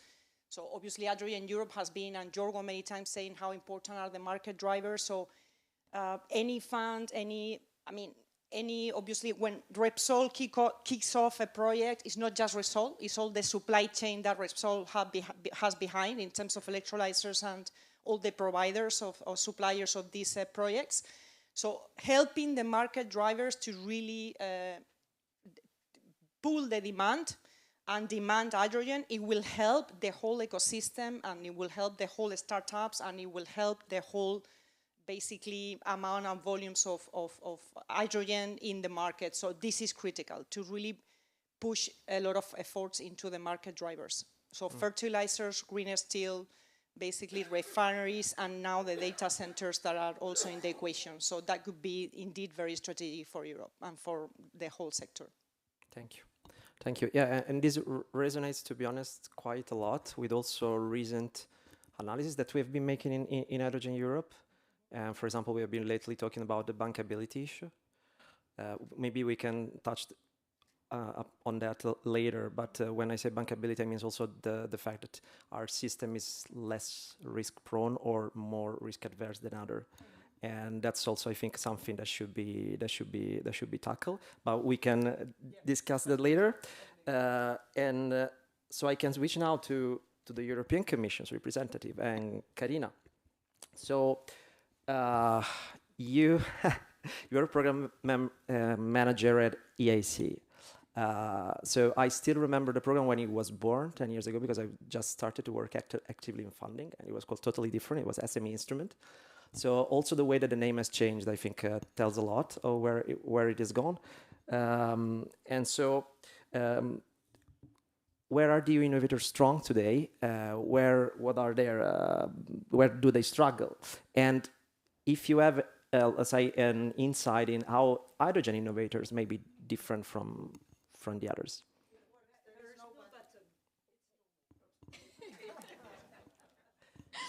Well, thank you for the invitation. Yeah, as you said, the European Innovation Council, it's still a quite young tool of the European Commission, and it changed a lot the strategy. So it's dedicated to deep tech, so that's also the difference to the SME instrument. And we have 1.4 billion euros per year funding, which is available. And there is a significant amount of this budget which is dedicated to startups and also small and medium enterprises in Europe. So that's what we call the EIC Accelerator tool. And yeah, it's a very exciting working environment because we see the top innovators of Europe applying to that funding, and we have a very nice portfolio also in the field of green hydrogen. And I think, and we had a perfect example this morning with, for example, H2 Site. I think the European innovators very strong today is in advanced materials development in that sector, so in manufacturing also these advanced materials. And also I think where we are at the forefront is already thinking ahead, approaches which are fully sustainable. So thinking about novel hydrogen technologies which run on different water sources like wastewater or salt water, which is technically really complex but very promising then for the future large scale up. Or also the development of PGM-free electrodes, also challenging, but we also fund Spanish startup Matico on this. So I think that's really exciting innovation going on. And then you also ask where we are still struggling, I think. Indeed. I think the good thing is that in this hydrogen market and also renewable fuels and chemicals in general, it's still a blue ocean market, and what we see is a lot of collaboration going on. Startups talking to corporates and RTOs and so on. That's very positive, and we also heard that this morning. It's needed to have friends, and this is very nice and also necessary, because what we see, it's an extremely competitive market. Business models are very challenging to get them viable. So when startups in the domain of hydrogen apply to the EIC, they are in front of a jury, often composed of VC investors, external jury members, and then the business models have to make sense, and so that's very challenging in the regulatory framework we have today, and the business margins, which are often quite small compared to fossil-based hydrogen solutions. Yeah. Thank you. Question from my side. During the application of the accelerator, you still need all the financial model and Excel, right? Or no? Yeah. Just to say that when we are talking about the ecosystem is something alive and that grows. And I remember when I approached by SME to support them to make the business plan, and even later with the AC Accelerator, it was a nightmare because it was not in their shoes. I would say it was not their role. That was not the way they conceived an R&D funding application. So that's why I think also ecosystem must mature. And my take also on the role of the Clean Hydrogen Partnership is to grow and use the untapped opportunity of researchers. But there's a job to be done there to create a bridge, because researchers are not entrepreneurs, even the ones that want to become entrepreneurs, right? So I don't know if you can relate to this. Yes, and this is exactly also what we try to push at the EIC, so a change in mindset. So it's on purpose that it's called European Innovation Council. So innovation is... so we looked up also the definition of innovation. It's really that you have a marketable and commercial solution at the end which addresses a problem which hasn't been addressed today, but it has to be commercial. And so already at the early stage, because at EIC we fund the whole innovation chain starting from TRL1 to then TRL 7-8. We try to get this change in mindset. And so before the projects are even starting, we already push them to tell us about their KPIs, what they want to achieve, the goals, and try to really what's their added value. Yeah. So from very early phases. And no, I forgot what I wanted to say before. No problem. But if I may just add something from this perspective of EIC and what you guys are doing to really boost the ecosystem is also to relate to when I said before, like the ecosystem is much more mature. We have several portfolio companies that have been able to access funding. They have a suite of different instruments. It's not just one type of funding which can suit to different needs and different stages of maturity for companies. Plus, I agree that one of the challenges at the beginning was, scientists are hard to, let's say, make numbers in terms of business plan. We have observed a plethora of consultants and now help startup companies to make applications. So I think now it's much more fluid. The way I see these instruments to work with the ecosystem. So, I think you've done. Where is the problem for you? I don't know. I don't want to monopolize the thing. You received the question. Go ahead.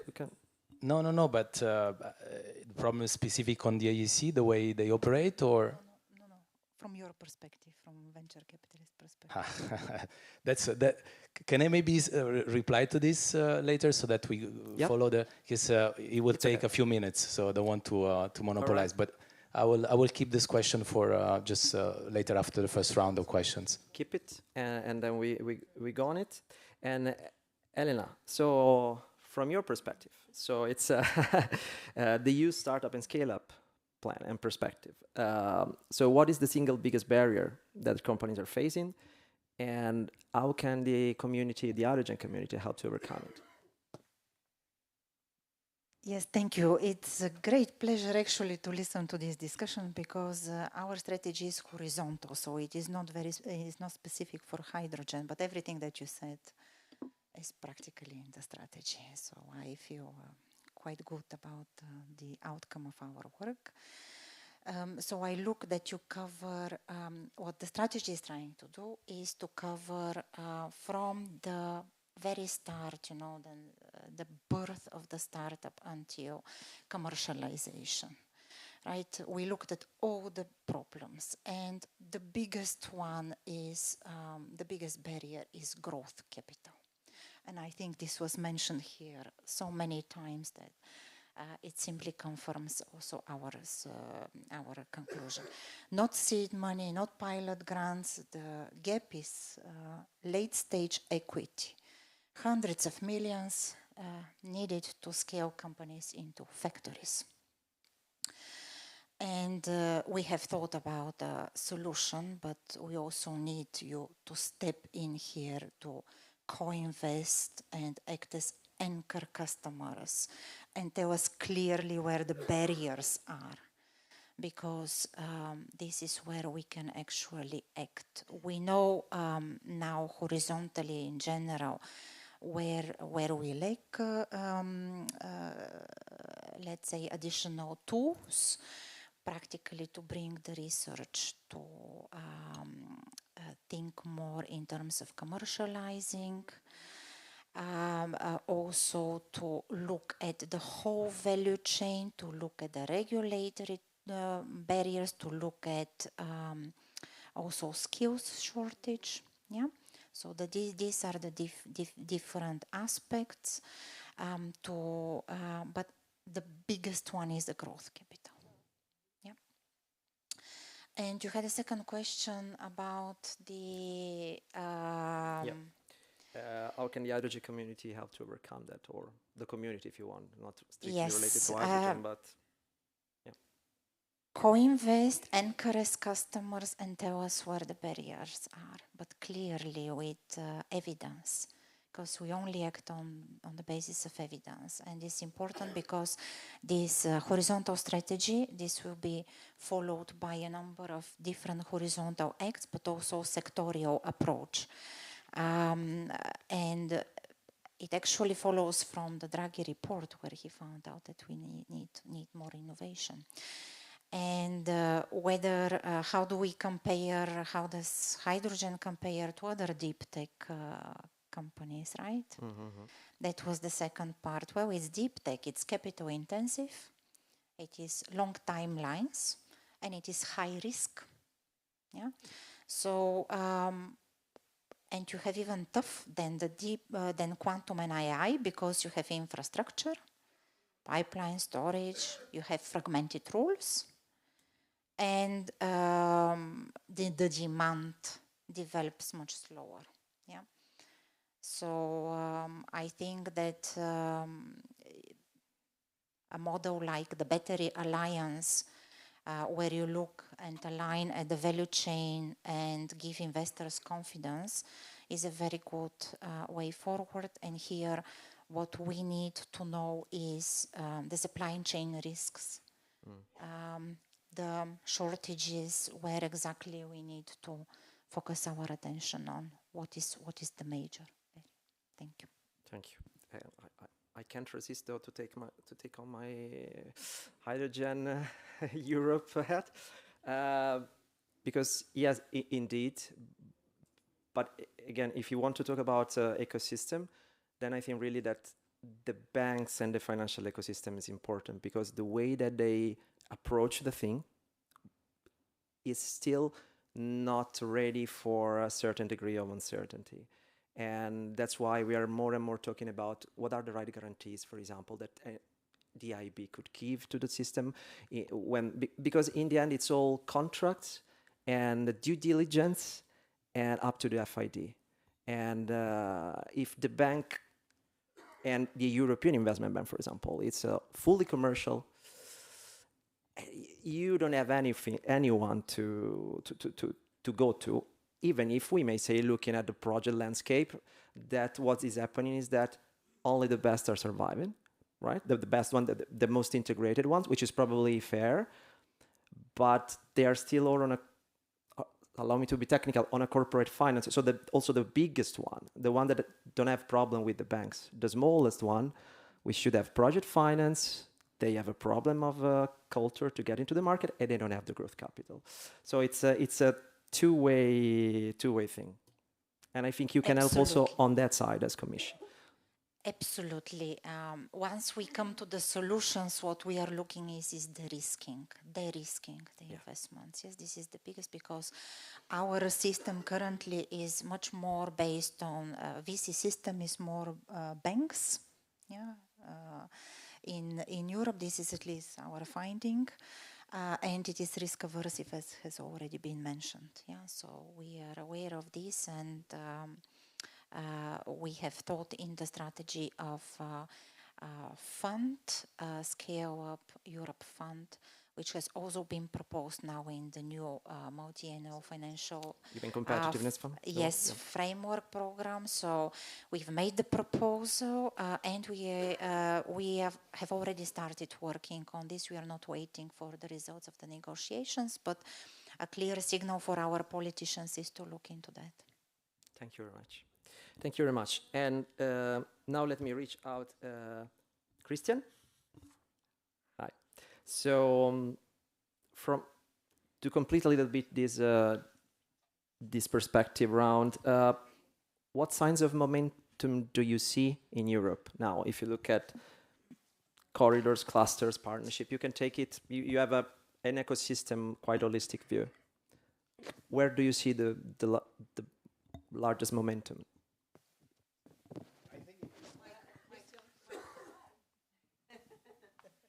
If we want to look at the future, we need to have a long-term vision.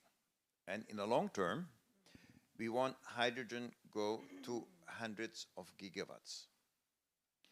And let's be honest, with hundreds of gigawatts, if you still need to subsidize that with 2 euros per kilogram, that means 500 billions of euros every year to subsidize hydrogen. Forget it, forget it. So if we want to achieve our long-term objectives, we need to look at commercial viability. So for me, the sign of maturity is how far are we with investments in real projects. I mean, we need to move. It's very useful, very necessary to have this safe harbor environment in the laboratories, in testing, in pilot projects, with very high funding rates. But in the end, we need to be ready to think about how we move from the zoo to the jungle, from the protected environment to real economy. And the question then is, how are we doing in this respect? And I see a number of positive signs in this direction. That was your question. Yes. What are these positive signs? I think the first I would like to mention is, I give you just 3, or 2 and 2 half ones. The first I would like to mention is the European Hydrogen Bank.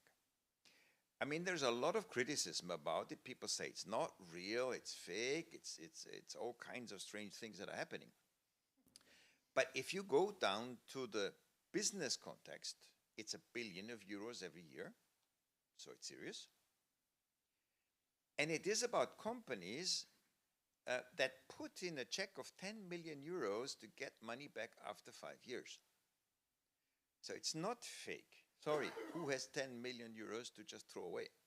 It's real business. They want it. They see the opportunity.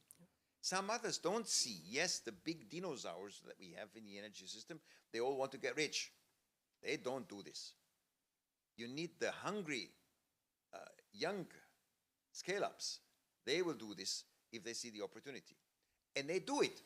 So you have 120 bids after another, or 130, after a year you have another 120, and still everybody's queuing up to sign the contracts.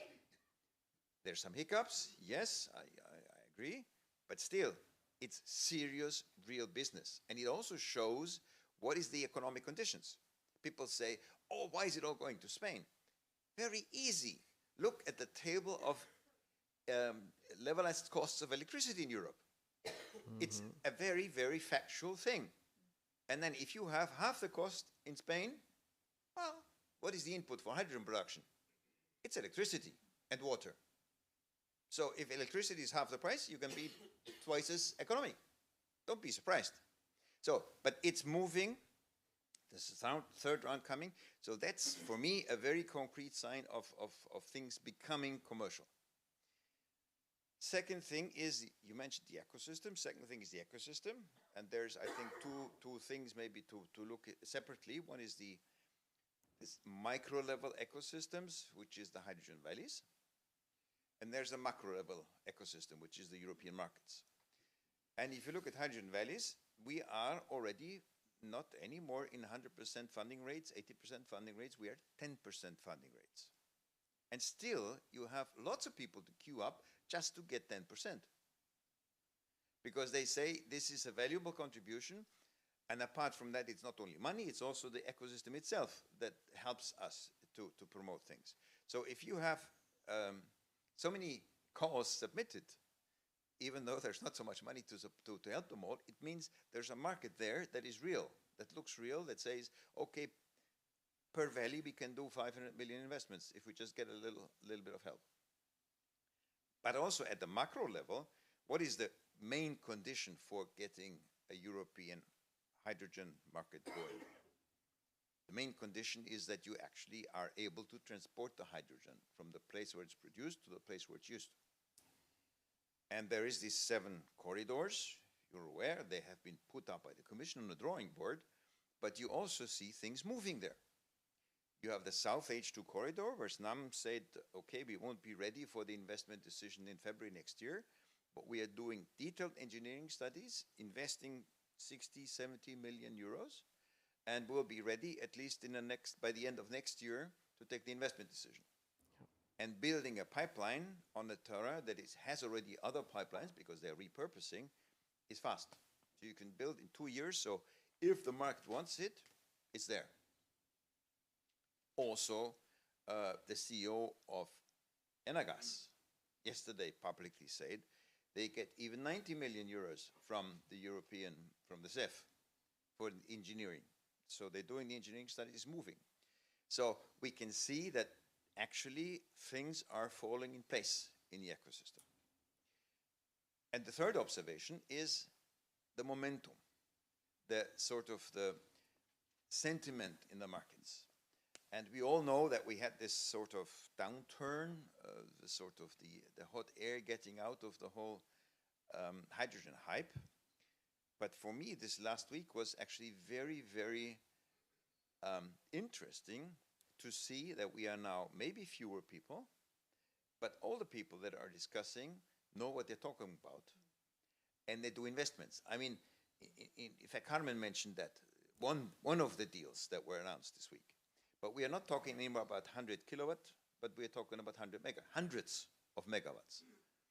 It's happening, it's going on, it's being implemented, contracts are signed. So the sentiment is moving upward. What we're missing still is the sentiment with the investors. That one is still going down, unfortunately. They haven't realized yet that things are picking up, but anyway, it's a recent development, and they usually have more of like a crowd phenomenon. So they only wake up, oh, somebody says it's happening? Have you heard? Is it happening? You also? Oh, maybe then I need to get going as well. So you still need to get that one right. But otherwise, I think we see many good signs going in the direction of jungle. Yeah. Thank you. Thank you very much. And I pretty much agree. And there is also, I think, a communication issue, because if you just look at the news and times, it seems like the sector is about to die, and that's not really the case if you look at the numbers and the thing. So, yeah. But that's also, I think, something to be very careful about, because otherwise because it can then move also policy. Policy sometimes is made on short terms, and that's a point of attention. All right, thank you very much. Very interesting, and this leads me to the second round. So it's more like on the positive. How do we unlock? What do we do? And we get back to Fabio. So we connect also to Elena's former question. The way I posed it for you was, which EU instrument changes or tweaks, if you want, or different approach and rules could stimulate the private capital? First of all, maybe I'll also try to link this with the just you guys mentioned the negative press we hearing at the moment on some of the clean tech projects or low carbon hydrogen projects that are not some of them, and not all of them, of course, are not in the best situation. I think this allows me to speak about one of the biggest problems I see in the VC ecosystem in Europe, which is the culture, the VC culture. Elena, you mentioned the appetite to risk. I think we have to learn from mistakes, but mistakes are helpful to learn. So hopefully what happened with Northvolt fallout would not create a negative impact in all the financial sector, the European supporting measures, because we have to always remember that VC, venture capital and innovation, because venture capital would not exist without innovation, is inherently a risky initiative, a risky activity. For all the success stories that we will have at the end of a long journey. Of course, we'll have the best stories, we will have the black spots. But this is the same in Europe as it is in the US. I mean, if for every Google or Meta that today are dominating the tech space in the world, there have been like hundreds of failures in the US from VC money. So I think we have to always remember ourselves that inherently we are financing risky activities. What we need to make sure is that we will be right or very right in a few times. And those few times will be the stories that will be remembered for ages to come. So first message is really, we have to make sure that we have, I agree, like the long-term objective clear, and assuming that we have risk and we will have failures, okay? And this doesn't have to distort or diverge our attention from the end goal. First message.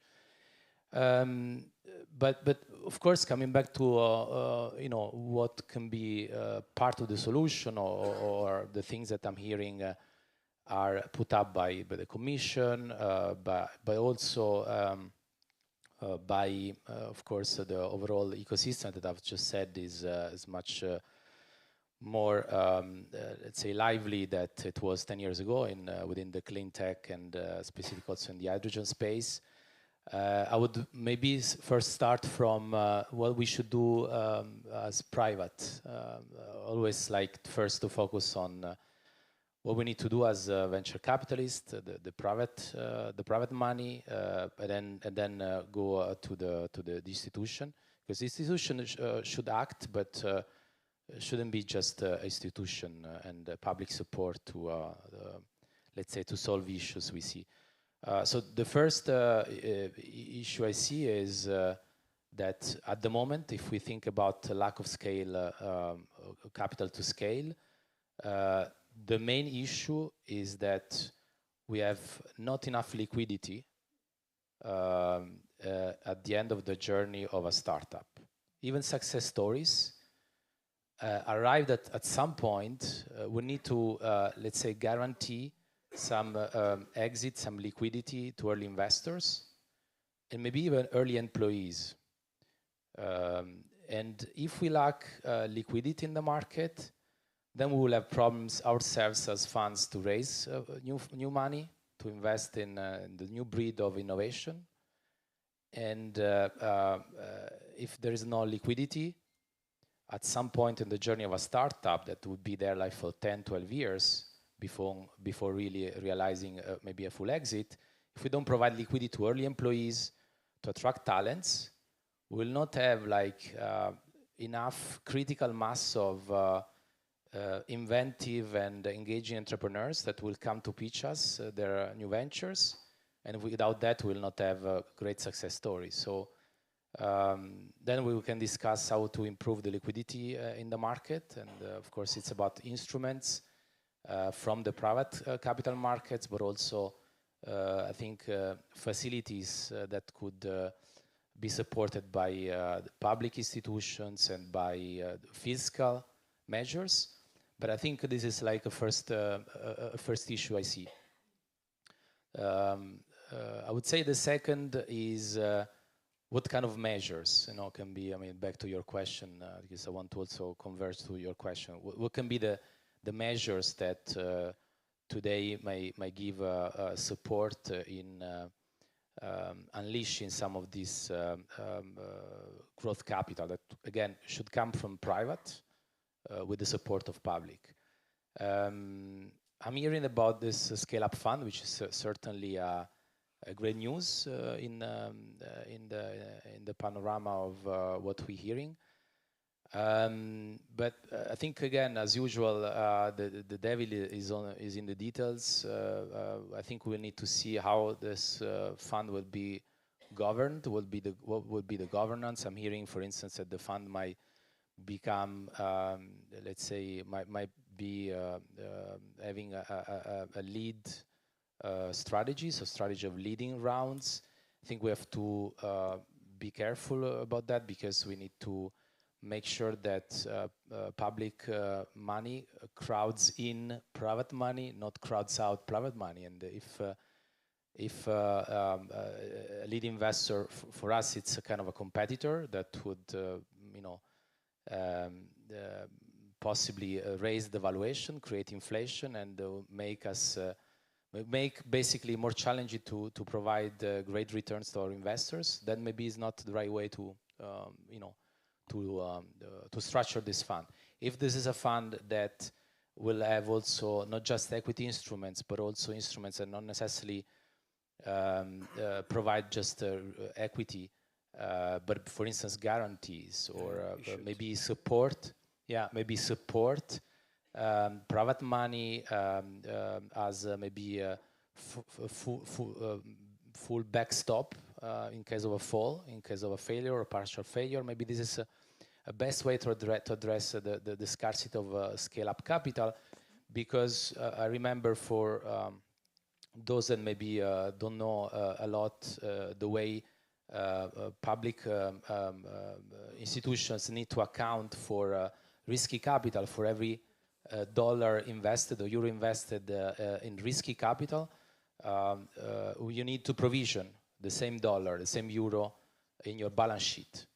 If you provide guarantees, you can use the historical failure rate to provision just the ratio of failure rate for this kind of investments. That will increase 5-fold, 10-fold, depending on the historical failure rate of the type of investment you're talking about, increasing by a lot, of course, the amount of guarantees available to be given to private investors. So there are a number of issues I think are not yet clear about the way this scale-up fund will be structured, because we are early phase. But again, I don't think there is the silver bullet. I think it's a whole bunch of measures that need to be taken care. And the way this will be structured, of course, it's very key. And of course, as a private investor, we are supporting the commissioner, the cabinet, with the recommendations to try to structure this in the best way to support really the market. Thank you. Thank you. I think we are in the last 10, 50-ish minutes. 15. Okay, good. So from now on, I kindly ask you to stay as sharp as possible. I'm going to Karina. So yeah, so if you're good, just one feature of the EIC toolbox. What would you adjust? Or if you think that there is on the opposite side something very strong that is the feature, what would it be? I go. Can you? Yeah. No.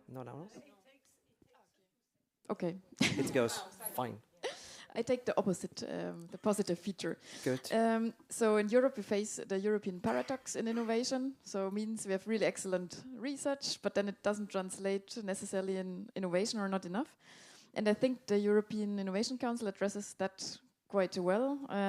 So we have this funding support along the whole innovation chain, starting at TRL1 with the Pathfinder tool. Then at TRL4, we have the second tool, which is transition, where the consortia already have to be smaller, and it's for the first prototype development. And then up to accelerator, where it's really dedicated support to SMEs. And so with this, I think we address this needed mentality change, which is a very nice feature, because in theory you can go along the whole innovation chain with support by the EIC. And this is also supported by our business acceleration services. So there's a lot around. Once you're an EIC beneficiary, you can really have trainings on entrepreneurship, on business models, and so on. And I think that's working very well. And another thing that's more related really to the startups and SMEs is that in the for the first time, the Commission does not only give grants, but also is a VC investor. Yeah. And I think in these fields, in the deep tech, where the regulatory barriers are very high, where the market is not sure, I think it's these innovative or novel financing mechanisms which we have to support even more. because the EIC is not a lead investor, so we don't crowd out, and it's a patient investor. And I think that it's very much needed, and yeah, should be supported more. Thank you. Thank you very much. And then, Carmen, I'm getting back to you. Again, one lever to be picked up today to accelerate time to scale up. What would it be? Very good question. Indeed, I'm very pleased to hear Elena. Indeed, pleased to see that the European Innovation Council is keen, and the plans are that will become a venture capitalist within the project. That's excellent. And also the ISMEA tool, like for instance, the I3 Interregional Innovation Fund, basically. It's excellent because it's funding precisely the equipment, it's funding the CapEx, it's funding what it costs a lot to projects and to entrepreneurs to raise money for, which is to deploy the projects and to deploy with the money to buy the equipment. So this is great, and we need much more of that. So planning the fund would be excellent to cover obviously the CapEx, because it's what it costs most for the projects, like 50 to hundreds of millions to deploy a project, but also the OpEx, no, at the end of the day. So it has to be a nice combination that we push the projects up. So very good, because at the end of the day, it's not about the money, it's not about the fund or the instrument, it's that we are the risking projects, private sector projects to be deployed with the backup of the European Commission behind them. So sometimes it's not about the amount of millions raised, it's about who is behind this investment. Is the European Commission, is the European Innovation Council backing up the projects, and they're risking those projects for the private sector. So this is key. So going back to the question briefly, two things. First of all, the investments that we mentioned. So how to open the opportunity in Europe much more to overseas investors too. So China, Asia, South America, obviously USA, UK. So we have very good projects. We do have very good projects. So we really have to be promoting ourselves much more. Media, promoting the sector. We have the clear vision from the European Commission that we are going to decarbonize through hydrogen and so forth. So let's promote us much more, and let's put our best inside projects and milestone projects at the forefront, such as with the hydrogen valleys.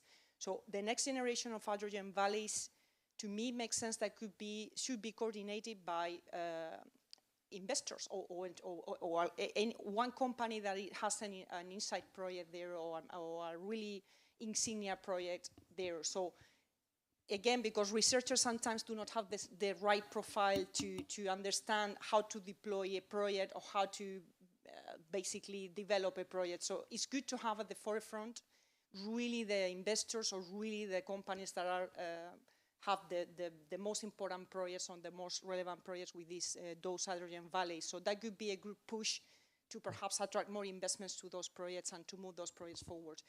And secondly, regulation. I was very pleased to see or to hear Nicolas High 24 yesterday. He was one of the panelists, and he spoke about, well, European Commission has basically, there is some regulations in terms of mobility that are in place, milestones for everyone, and then the government of France is taking the sort of opposite approach and saying that mobility is not longer a priority. So this is uncertainty for investors, right? So even for projects that are going fantastically well, they have raised funds, but suddenly even with the state member, in particular state members, the opposite direction is taking or standby. So we cannot afford this.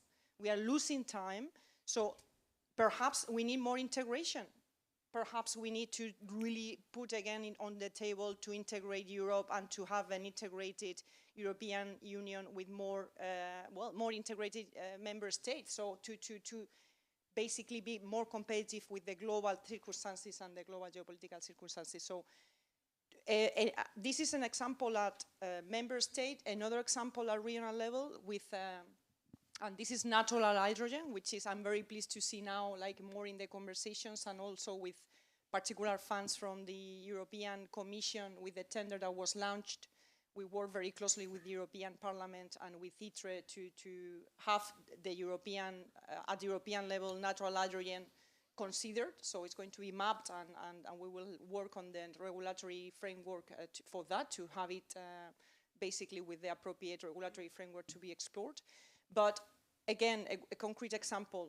In Spain, for instance, with the previous government in Aragon, the natural hydrogen exploration project was declared of regional interest, so red carpet, government was very supportive, everything was in place, it was published even in the official regional gazette. Then change of government, things changed completely. So there was another vision, so it took 2.5 years for the permitting. So these sort of things really, in the lines with Nicolas, no? So we have to be really pushing at the government level one vision to help projects to be deployed, not to waste any time, right? So this is very important. Again, unified vision and long-term vision, that's it. If a project is strategic, we don't care about the politics, it has to happen, right? So this is very important. Thank you, thank you. And we hope the Competitiveness Fund and the development assistance and the coordination with member states can go into that direction and not only put the money, but put coordination on the table. Thank you very much. And then I'm going to Christian, because you mentioned, valleys were mentioned. So looking specifically at Hydrogen Valley, Christian, how do we unlock their market potential? But also, if you want, what is the role of SMEs and entrepreneurs into that vision? And again, please keep it sharp and short. Very short. Thank you very much. And loud. I'm used to these modern tools, not the old-fashioned tools. Never mind. Maybe two thoughts on valleys. I mean, they're a very good tool. It's set up, it's working. Two improvements I would suggest. One is improve communication. Some time ago, some years ago, I was moderating a panel, and I had a guy on stage who came back from the Valley of Valleys, from California. And I asked the question, what do you think is the most important feature of an innovation hub? And the answer was the cafeteria. Well, because that's where the place is where people meet. And I think you cannot, well, not too many examples. Communication needs to be improved. Internal, external, with the public, with other valleys. Just exchange information, and it helps you to reduce the number of failures. I mean, failures are important, but failures are not there as a purpose in itself. You need to accept failures when you do see opportunities, but we don't need to look for failures. So let's try to communicate. Second suggestion, help assist the building up of competences in terms of realizing, of implementing ideas. There is this old Chinese proverb, if you give me a fish, I have food for today. If you teach me fishing, I have food for my life. So public grants are fish for the day. And there's grants for the next day and the next day. But the real thing is make out of these people fishermen.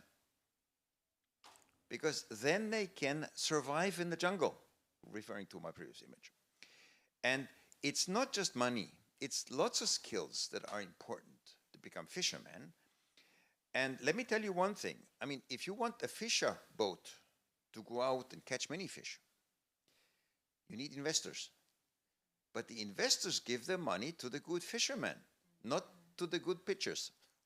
So yes, you need to take a pitch, of course, you need to communicate, but at the same time, you need to be trained and assisted to learn different technologies than just standing in the lab, coming back to the issue of hydrogen.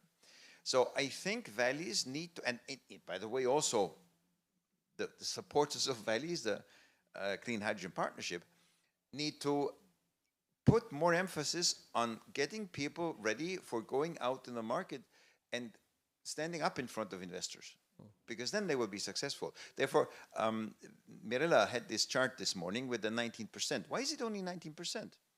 I mean, they go through rigorous screening. There's high competition in the calls from the CHP. What about the other 81%? Some of them fail. Yes, of course, we know that. but I'm sure the potential is much higher than 90%. So let's try to have actually a tool also inside the joint undertaking to train fishermen. Let's give them all the assistance they need to get out in the wild and convince investors. They're much easier to be convinced if you're a good fisherman. Yep. Which maybe the Valley Development Assistant could go in that direction. Right. Yeah. It's not really in the concept. I had 2 months ago. I was raising this issue with Roland Berger that they should put more emphasis also on that part. All right. And then Elena, to you. So I'd like also as a final question for the Commission, by 2026, what actions on your side? I think we already discussed what you want from the hydrogen community, how they can help. But from your side, from Commission, what's the next action in 2026? Well, we need to implement the strategy, and I listened very carefully here, the others. So we do not want to crowd in with it, yeah. The private investment, we actually want to attract private investment. So our focus would be on de-risking and making Europe competitive. So this is our priority, and all the funds and investments and plans that we have is actually to get your unicorns on the European market. Thank you very much. And I would have liked to have like 2 minutes for a question, but we are sharp, so we can close, I suppose. And I want to really thank you as a great... Oh, yes, go. Okay. Do you want to say something?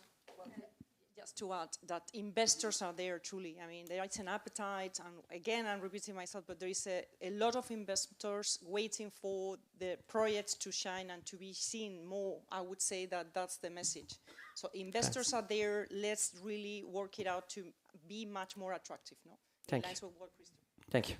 And let's say hello to the stage with another round of applause. Thanks for the great discussion.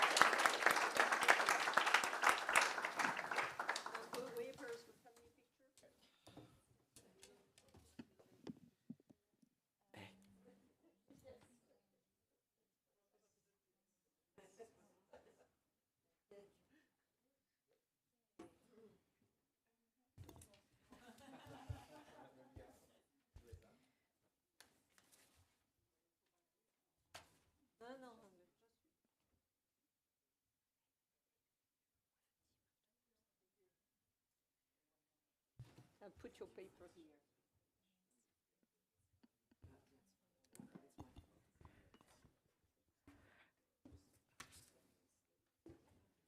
Okay.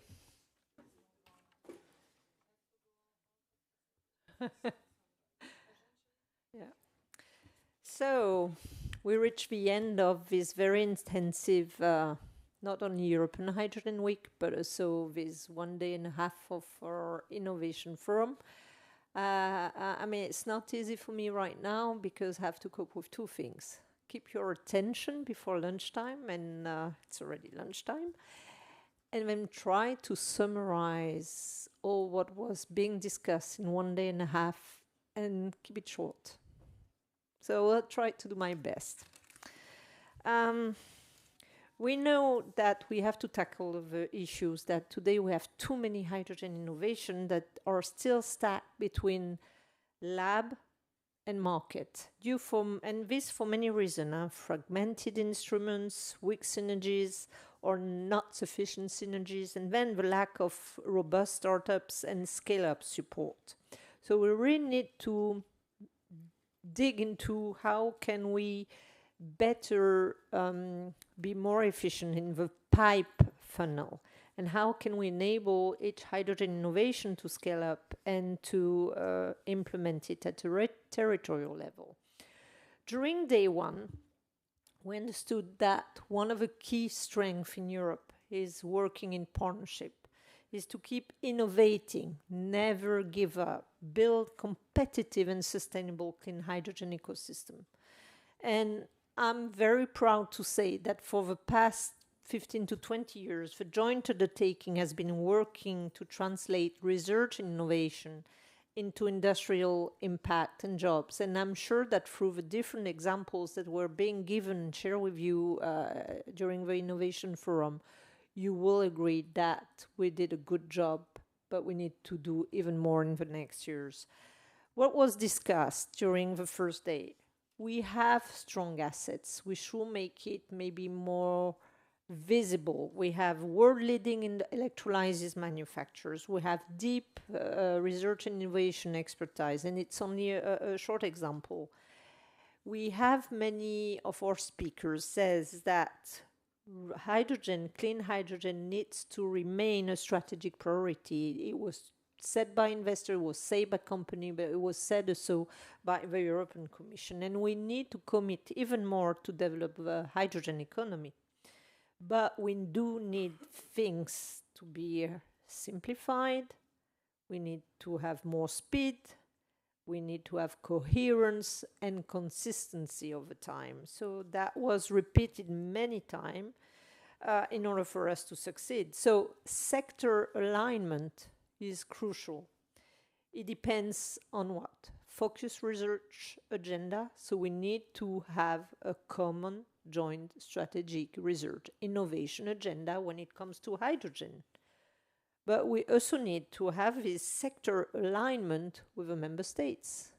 So whenever we have decided upon clear innovation agenda, clear strategy at European level, even if we have specificities at member states level, we need to make sure that there is coherence. We need to make sure that we find ways to develop synergies between the tools. We know that there's no single hydrogen program at European level that can cover the full cycle of hydrogen projects. And we saw this in the last panel today, but we need to bridge the gap between the different programs. We need also to have timeline. We're setting the scene at the joint undertaking. We're mitigating the risk in order for startups, but companies, technologies to be ingrained and then to be able to scale up. The scaling up, I mean, we need to help them to find the right funding authorities in order to scale up. In order to be competitive, in order to go fast on the market, it's not only about innovation only. It's about having the capacity to do excellence in skills. So we need to skill the new graduates. We need to upskill the people who are dealing with hydrogen. But we need also to reskill the industries in which fossil fuel is being kicked out, and they do need to be trained on the new technology when it deals with hydrogen, not only hydrogen, but with hydrogen as well. And we also need to have this business support, and thank you for mentioning it, this business support skills as well. It's not only about innovation, it's about giving them the capacity to be more professional whenever they want to raise funds, because many engineers, many research are not financial people. So they need to be skilled on pitching, they need to be skilled on doing the right business plan and business model. What did we say in the closing session yesterday? 2025 is a very important year, but 2026 will be even more crucial, because that's when we will have the finalization on the next MFF, and that's when we need to make a very good job into bridging the competitiveness fund with the FP10, the research program. So that's where we need to really have clarity on how can we bridge innovation to market. And we have a role to play. Draghi report mentioned that 800 billion were needed in order to put innovation on the market. And that's where, I mean, we need the investors as well to play their part. It's not only about public funding, but it's also a matter of private investment. the role of a GU in that is to help the companies, to help whether they're big, small startups or researchers, low TRL, medium TRL, high TRL. Our role is to help them to go the extra mile. Our role is to help them to focus on competitiveness in order to make their innovation shine, not only in Europe, but also abroad, and to lower the cost of production so that hydrogen becomes mainstream. Our GU exists to support precisely this mission, accelerating research, development, and deployment so that innovation does not stay on the shelf and that innovation is being deployed. And we had very good example in this session, in both sessions today with startups. Many of them, I mean, they demonstrated the opportunity that when you help them when they're babies, they have a capacity to become champions. Mirela guided you through some of the topics, some of the figures this morning with, I mean, many of them become full-fledged company. Many of them went to the stock exchange. I had in mind Life, for example, full-fledged company, ITM or Sunfire.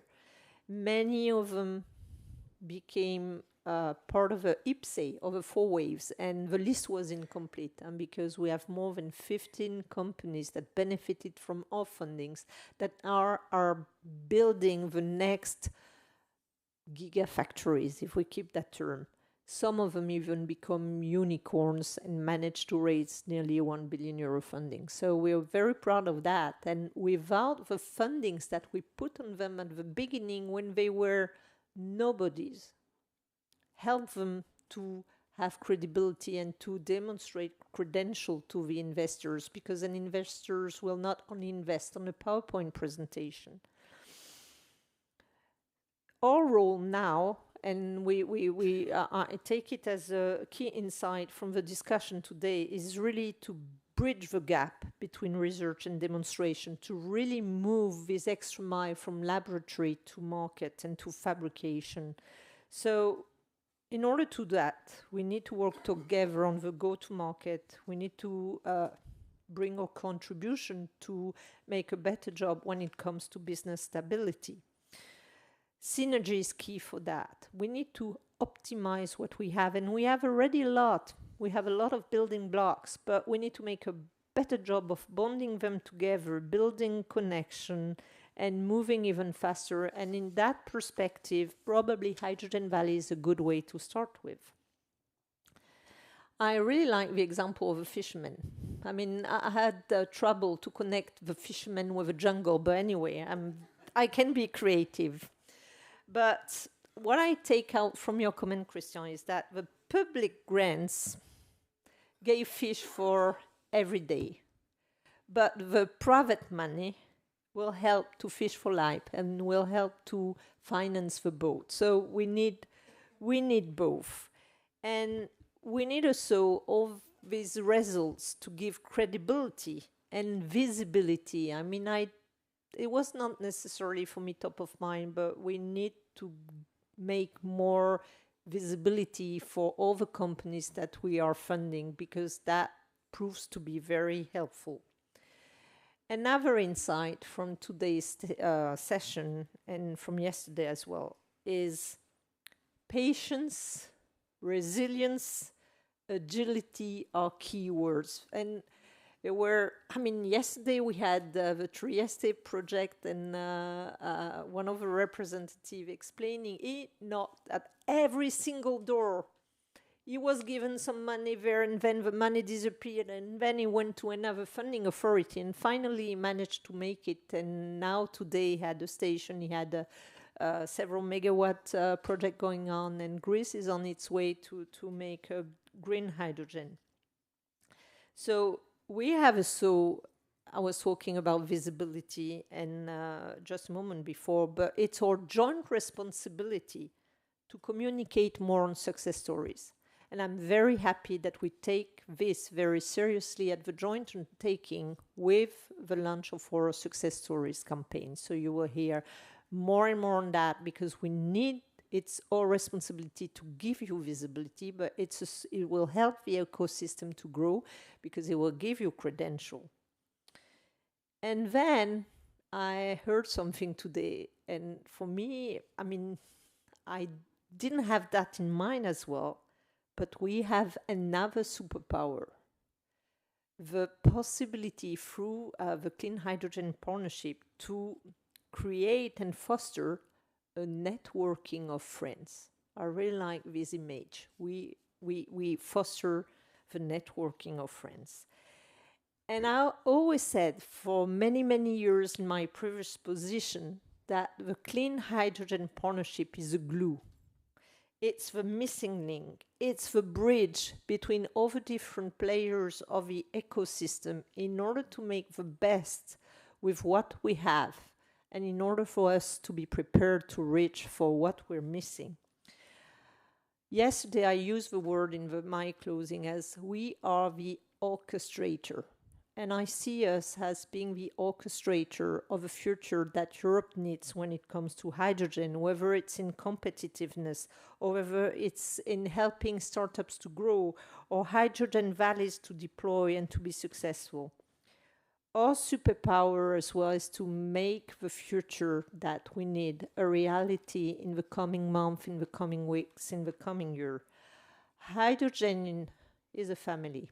Clean hydrogen is one of the parent of a family, but I'm very grateful to have in the family the public sector through the European Commission and the member state, but also the private sector through Hydrogen Europe Industry and Hydrogen Europe Research. We have the ecosystem, so we need to leverage it. And I would like to give a very great thank you message to all the industry representatives, the institutional representative, the investor, the startup who came on stage, stayed with us after a very long week of the European Hydrogen Week. And I'm very happy that I will see you very soon. So thank you very much.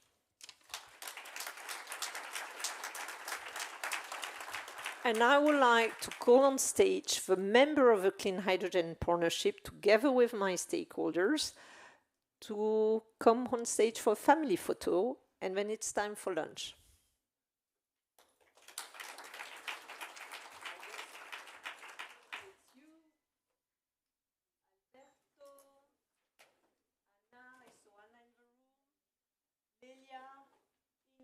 Pedro,